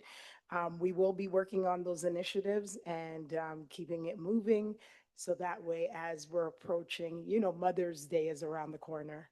We're going to be doing something special in person to help get our mothers moving, and also do that involving the children, because I think a lot of parents are afraid of being able to have an event in person, whether it's a walk or a physical activity, and worry about what's going to happen with their children. The children can be involved, and we're going to be working towards two exciting initiatives and also a special guest. So a lot to look forward to, and a giveaway. So stay tuned. Thank you. All right, next up, we've got Legislative Committee. Legislative Committee's going to be meeting the following dates, May 4th, May 18th, June 1st, June 15th. So May 4th, May 18th, June 1st, June 15th. So those are the upcoming meetings that we have. The next CCSE meetings are May 28th and June 18th. So there's a lot of meetings coming up in legislative. There'll be some resolutions put forth that'll be up for the May 28th CCSE meeting. I know one of our members had a feedback about a proposed resolution, and I think honestly it's probably going to be a little late. I presume the legislation will either be signed or vetoed before then it was proposed, but you never know. So if we have an opportunity to bring it up, we'll certainly bring it up at that point, or voice our. I missed it. There was an email from a member. Joanne, you want to talk about? You use your mic, please. Yes. Okay. Sorry. So there's some other stuff. Obviously we've still got Albany, who is now 14 days late on a budget. It's a bit concerning. We're hearing some not so great rumblings of Albany in terms of the education part of the budget. We may actually see our first flat budget or minuscule increase in, well, go back to Cuomo days, the last time we had a budget that was flat. So we'll see if that happens. There's talk of a very, very low single-digit increase if there is an increase. We obviously got hit last year at the $314 million negative because of the way the governor and the legislature did not do regional cost index except for the county of Westchester, where of course the governor needs votes, and the head of the assembly, the head or speaker, both of them are and represent Westchester County. So they took care of Westchester and hosed the rest of the state. So we lost on 314 million. We also lose well over 250 million annually with charter school rent we pay and the lack of transition aid. So we're losing well over $500 million a year because of the budget that the current governor or legislature has been enacting. And that honestly goes back to the Cuomo days and back really to the Bloomberg days in many cases. That being said, there's really a lot of money that the city is entitled to and needs. And we also have the class size law, which sounds like it's going to get pushed out a number of years. But we obviously need construction, especially in boroughs like Queens, where there is severe overcrowding, a severe lack of schools. And kids are just not getting the education they need because there's not enough classrooms and seats for our students. So there is certainly a need for more funding. We'll see what Albany does. The city is now talking about possible headcount reductions. The state is certainly talking about headcount reductions. So it's going to be interesting to see how this budget goes down. But we may see negative impacts on well, certainly the current mayor is proposing cuts to the education budget. He has asked for savings. We'll see what actually happens. He's been threatening. On the flip side, he's been threatening so he gets more funding. So we'll see what actually happens. But this could be a pretty draconian budget, and out years do not look much better, honestly. So I just want to put that out there, and we'll certainly talk about that again in the upcoming legislative committee meetings on what we can do to work on that. All right, thank you very much. Co-president's report and member updates coming up. Maggie, do you have anything? Oh, sorry. Yes, so member update. Co-president reports. So we attended to prepare for this meeting, the special education with the special education office. We brought up your concerns, so thank you for that. And for all your questions. We discussed the budget concerns regarding essential programs like SEED that students with disabilities need. And we encourage folks to contact your legislators about that because it's the SEED program in particular is potentially not going to be renewed. So we need advocacy on that. And then for the Equity Council voting period has started. If you have not received again your code to vote, please let us know. And just keep in mind that because this is an oversight board, it is important that members don't do anything that can appear to have undue influences, like on the vote, like posting on social media for who to vote and who not to vote for. So yeah, I'm trying to get some answers myself on how the voting process works, because I'm still not clear. So if anybody has already gone through the process, please share. And then it will run also from already, like started from the 14th to the 21st, so there's not a lot of time. And I'll share the link again for it to vote on it. So thank you, Joanne, for sharing that about the bill intro 17B. There was a rally this afternoon at 12 because the bill, even though the bill was amended, which talks about just having police, oh my God, put more police, a heightened police presence during like any protests or anything like that. And that's kind of like a concern. Um, so so yeah, any advocacy on that. If we wanted to, because it talks about educational facilities, right? So it's very broad, and there's not, it just has a lot of broad language, and I can share um, screenshots here about it, so people can see. It's just, that's kind of like the concern, kind of like the broad language, and kind of like it's going to be under the purview of, like, let's say if the police department and the, Joanne, please go ahead. I just to, so I'm gonna take it back a little bit for you guys. Basically, what it is basically is gonna be bringing back truancy days. So I'm not sure if y'all familiar with that. So basically, that means the students is just gonna start getting picked up. Cause that's what they started doing when they first started putting out school safety officers in the beginning. So that's when they used to use the paddy wagon and just started doing the sweeps and picking up the students. And basically, that's what a lot of the officers and different ones are saying that I have been speaking to. Basically, it's gonna be going back to the old days when it was truancy days, and this is where we're going, and it's not good. Um, I'm not saying that some kids don't need the discipline, that don't need to be in the building so that they don't get themselves in trouble and they can get their education.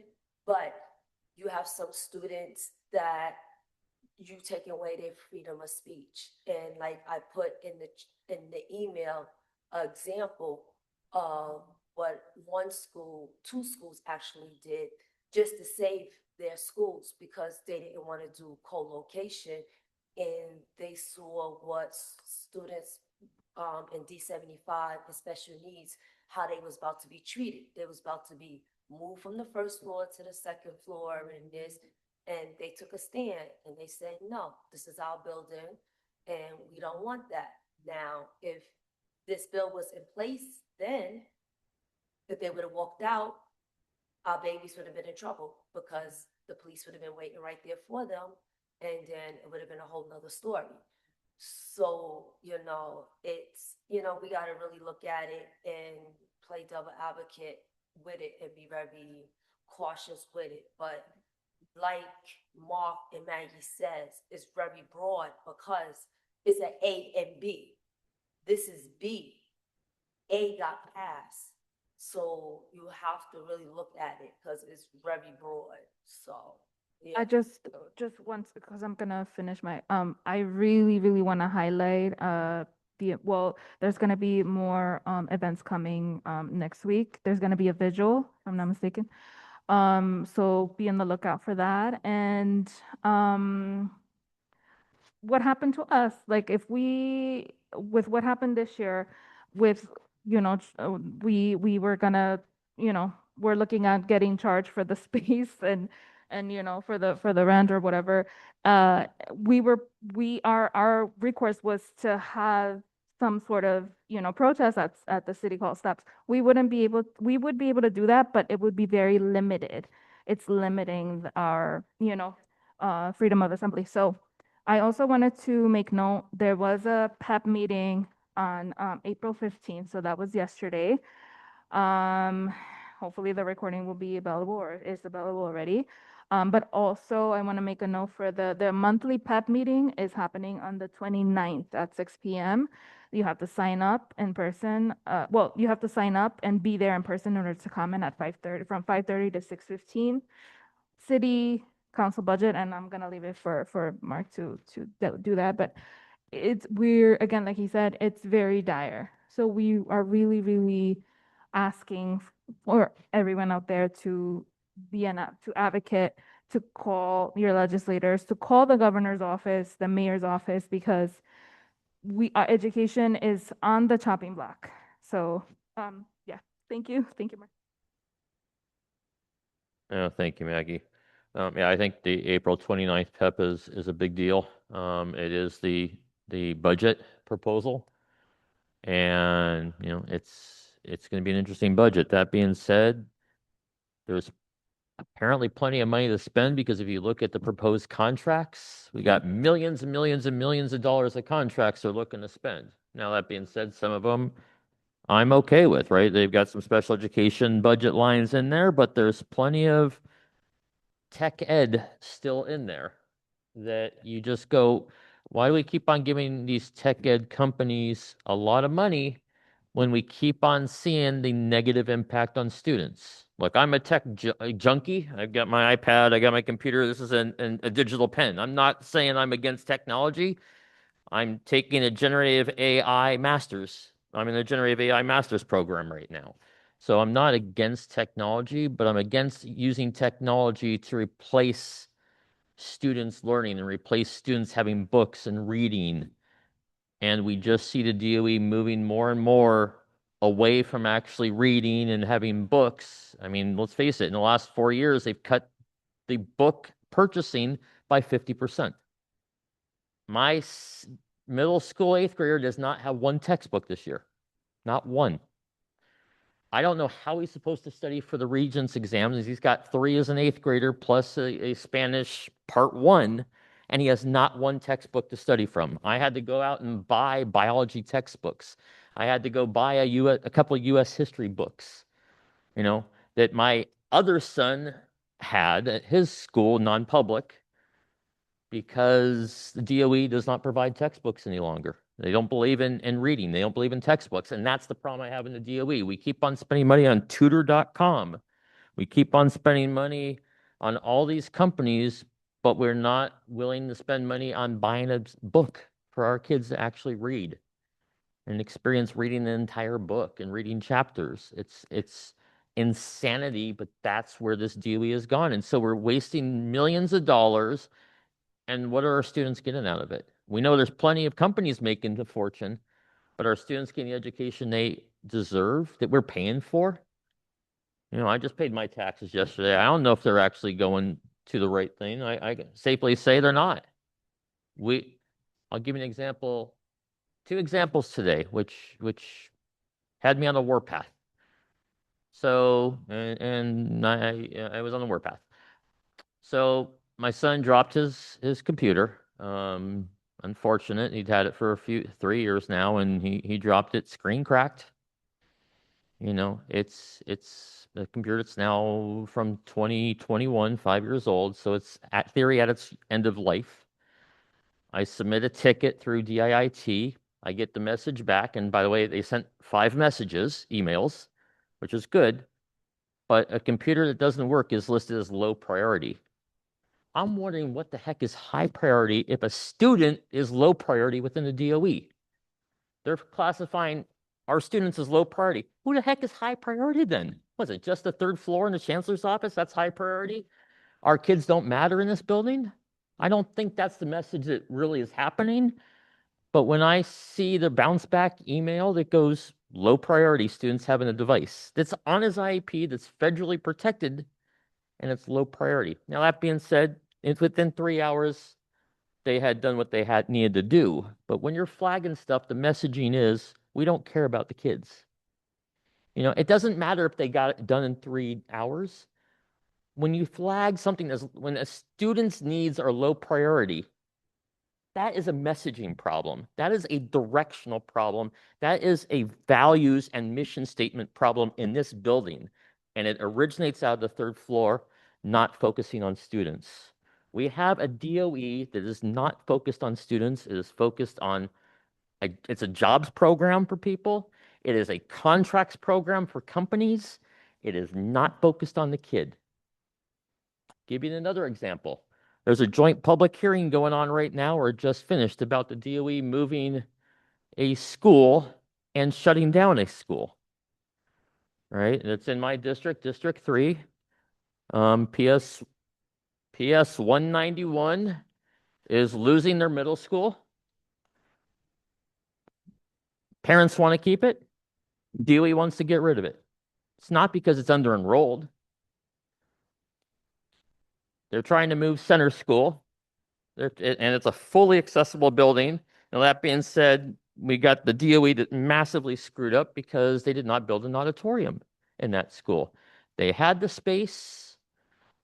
They were offered plenty of space by Councilwoman Gail Brewer when she was council, before she became Manhattan Borough President, then bounced back. DOE turned down space.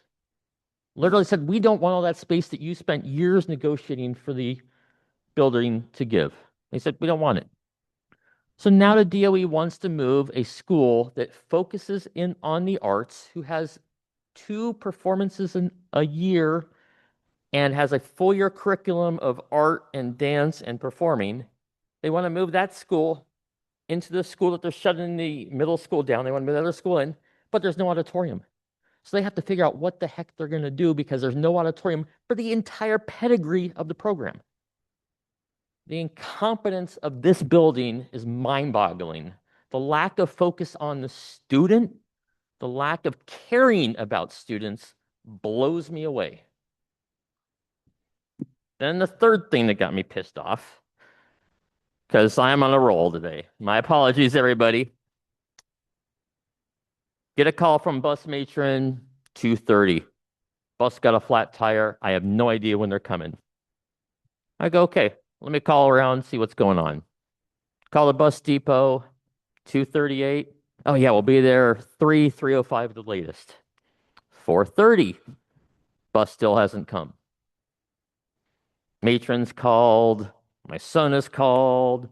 The school is called. The app is showing them at 58th Woodside, Woodside, Queens.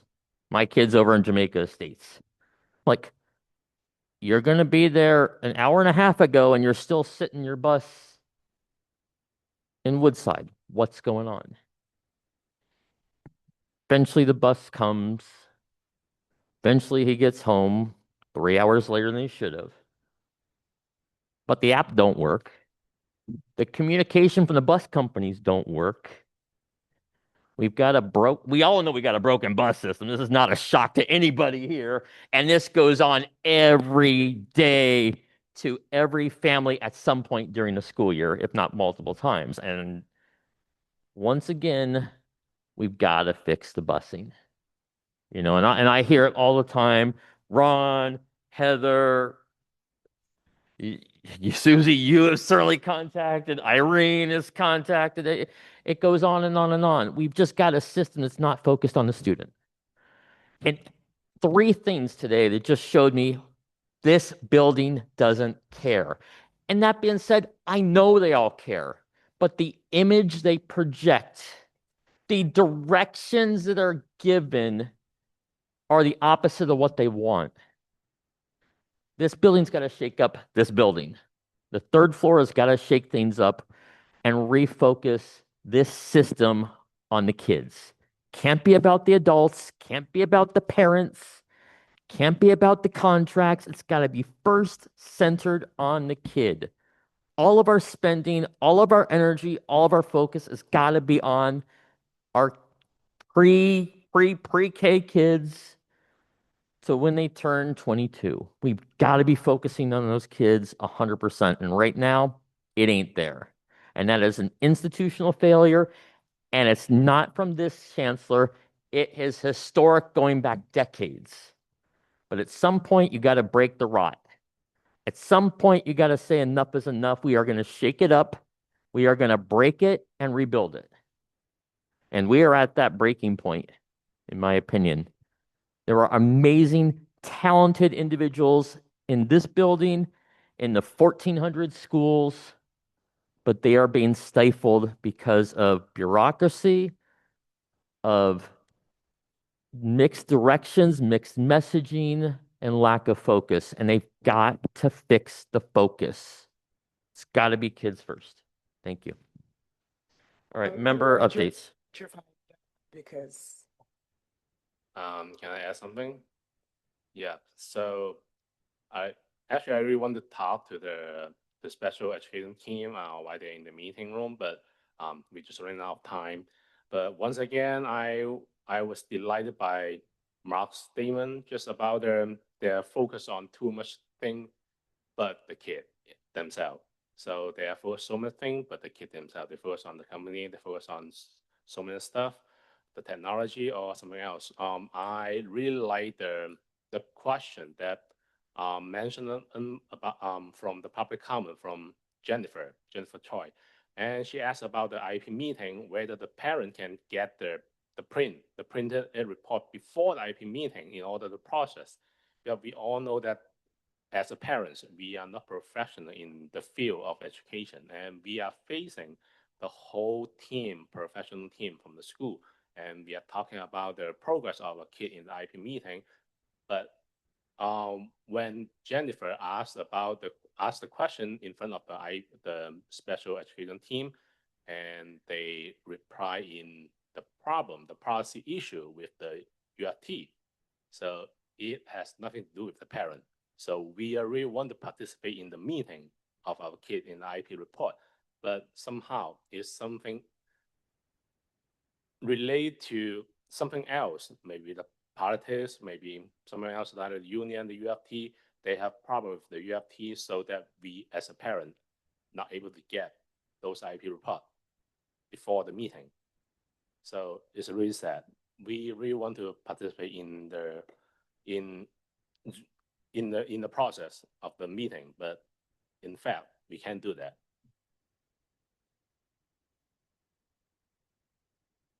Thank you for that, Ron. Any other member updates, please? Susie? yeah, oh, Heather, then Susie? Sorry. So I wanted to just use my member report time to just also make a comment on the bill about the I don't know, what is the one Joanne was talking about the boundary in the schools and the limiting the protesting at schools. So the bill was introduced also partially. Sorry, just give us a moment.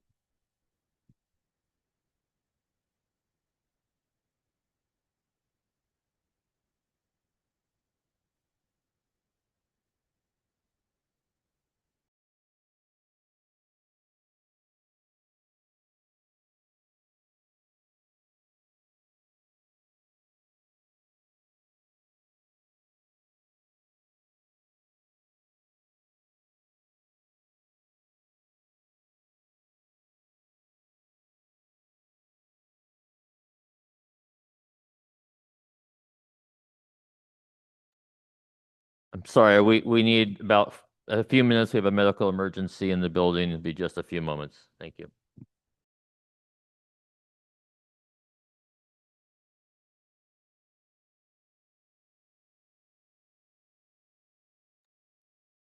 Thank you, everybody. Apologize for the delay. We had a little incident here, but everything's okay. Thank goodness. So So we were continuing with member updates. Heather was in the midst. Heather, can you resume? I'm sorry, or Yeah. start all over if you'd like. Okay. Yeah, I just wanted to also point out with the proposal of the city council about the protests and the there's two things. One, it also came out of there was a town hall that was held at a synagogue, and protesters came to protest at this town hall, and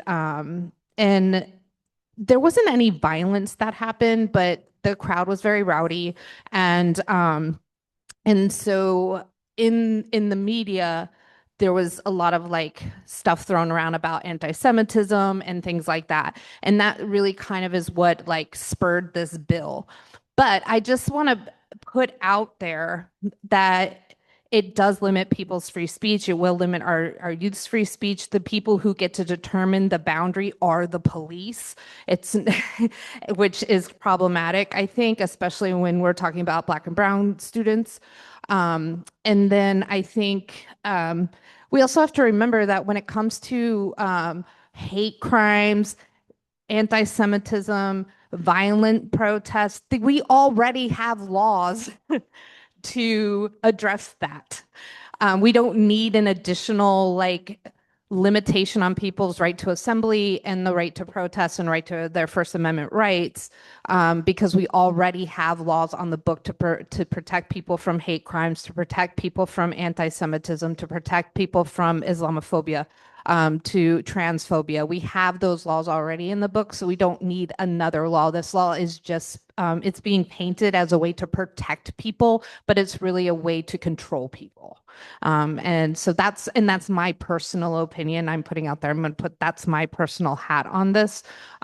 So that's just the comment I wanted to make on this bill.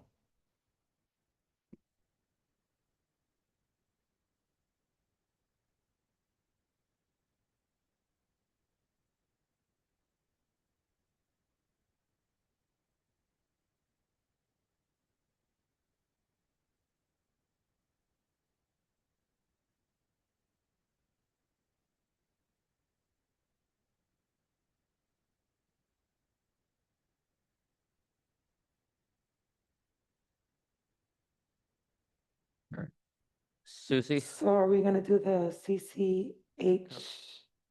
No, we update? still have member updates going on.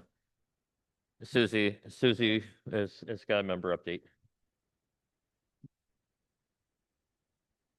Yeah, sorry. The last thing I was beginning to say is that I'm actually, it's sad, but I'm glad that you're fired up with everything that's happening.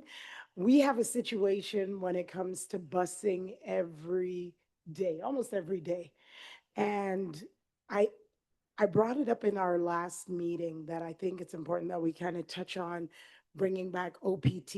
And then I know Heather had mentioned that maybe it may not make a difference. I do think that as a council, we need to stay on top of things and we need to hold them accountable, or else we are going to get more of the same.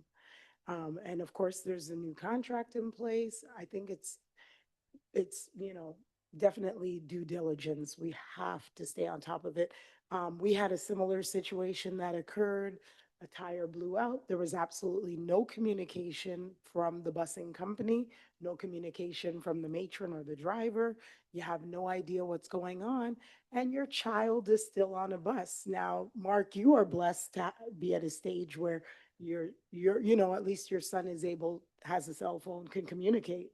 But when you're dealing with children that are nonverbal and have no access to a phone, you're really left guessing, or you're relying on angel sense.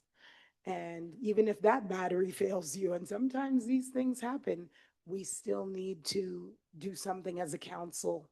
So I think it's important that we not wait till that boiling point or that brink where we're too fired up. We want to make sure that we're still able to um, have these guests come in, whether they were here once before a few months ago, they need to come back again and address the issues because they're unresolved.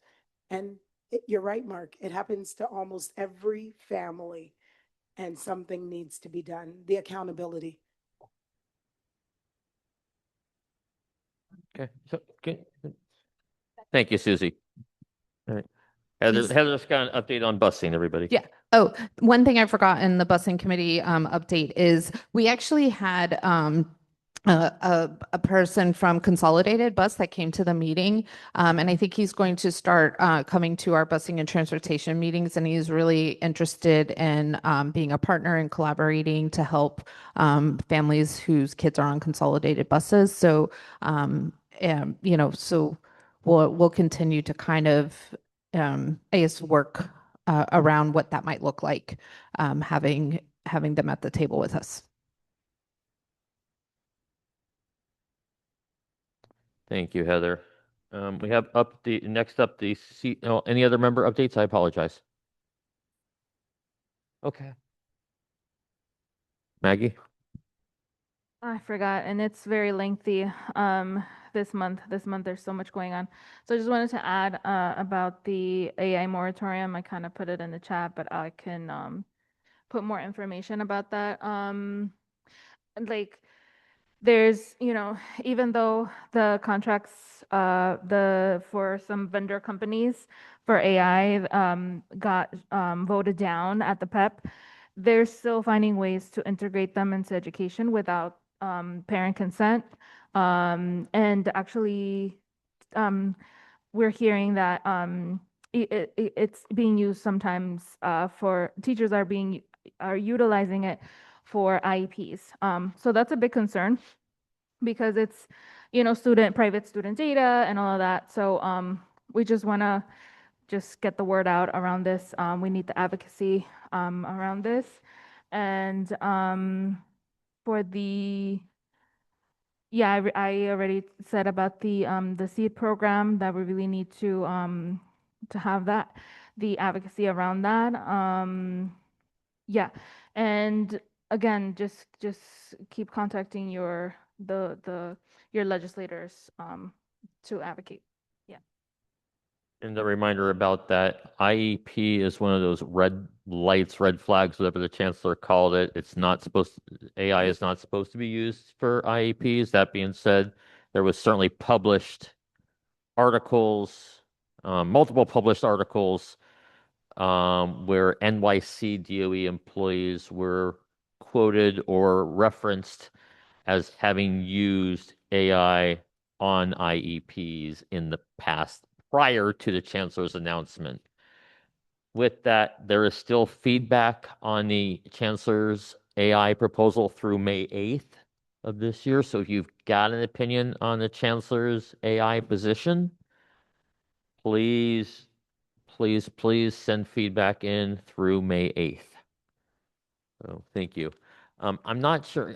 The next update is CCHS. I don't see Kim on there. So, all right. So unfortunately, Kim was in a very long meeting. I think it was yesterday, for CCHS.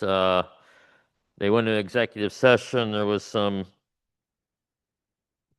challenges, I'll say, that came out of that executive session, and some feedback that was given to Maggie and myself and to Face.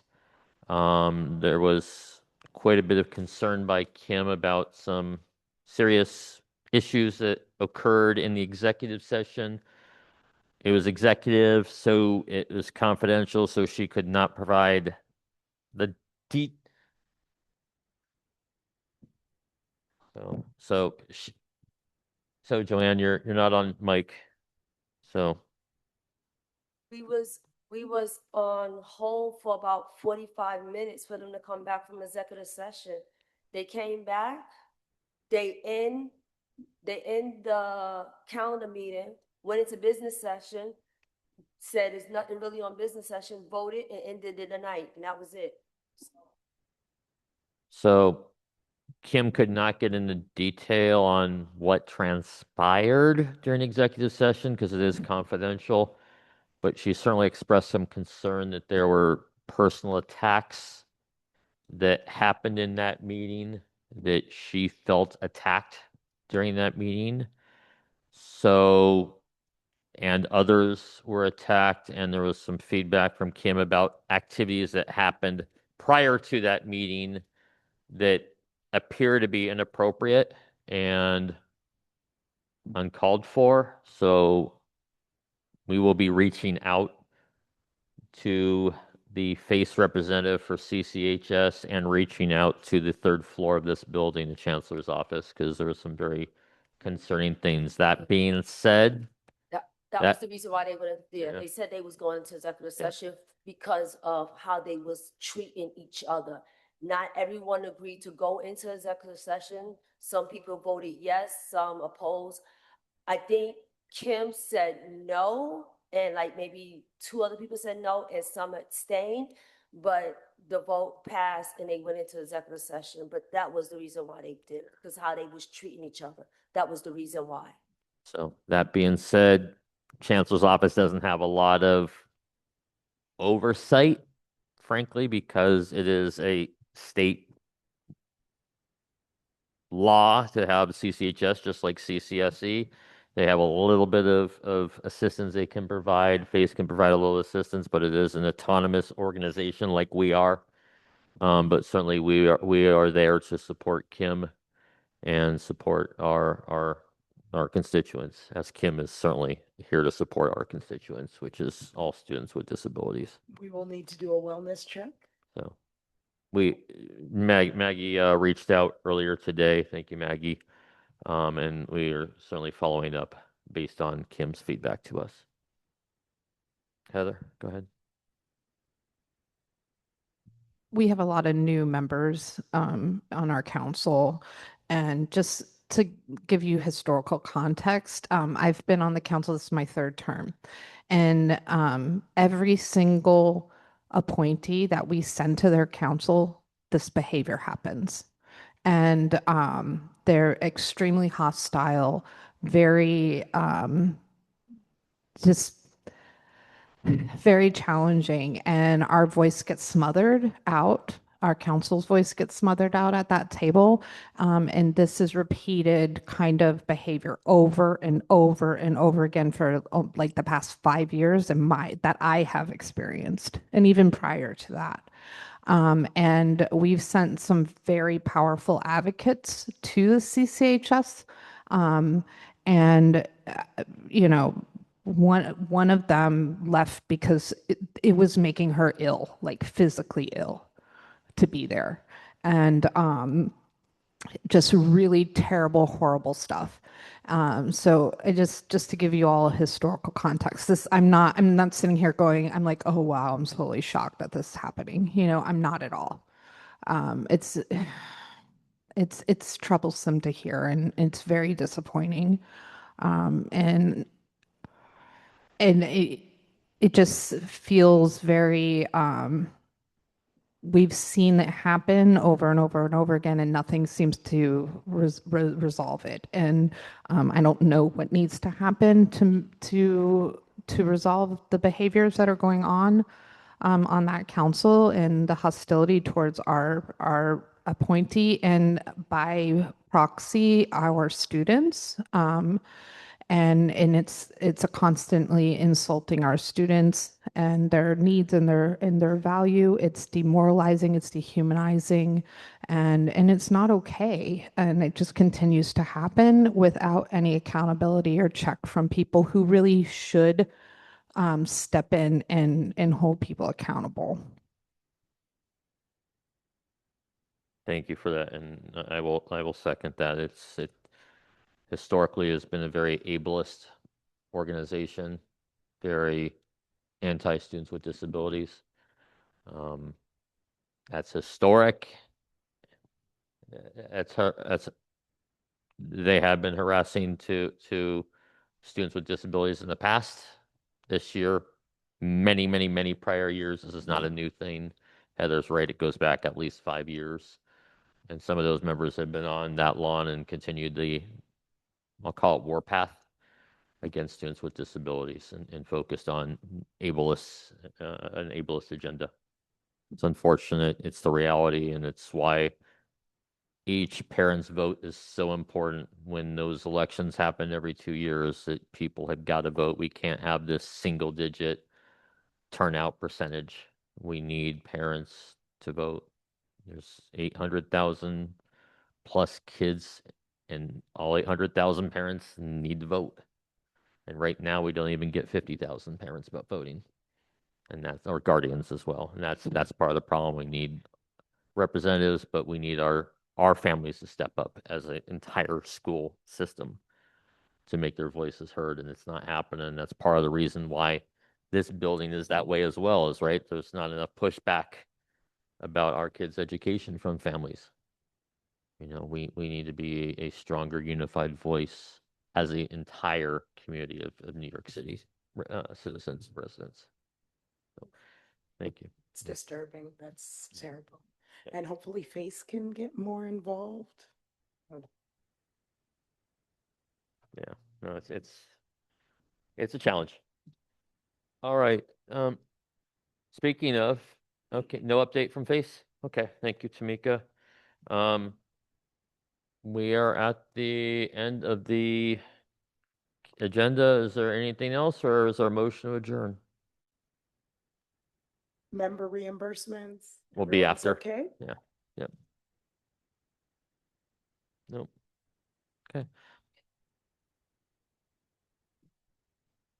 So equity is by the 21st, and AI with the chancellor is by May 8th. Next PEP again, April 29th. It's on Hester Street in Manhattan, I believe. So it's semi nearby. Thank you, everybody. Sorry, motion to adjourn. A second. A second. We got motions and seconds and all sorts of stuff. All in favor? Oppose, abstain? No, good. All right. Good night, everybody. And members, if you can please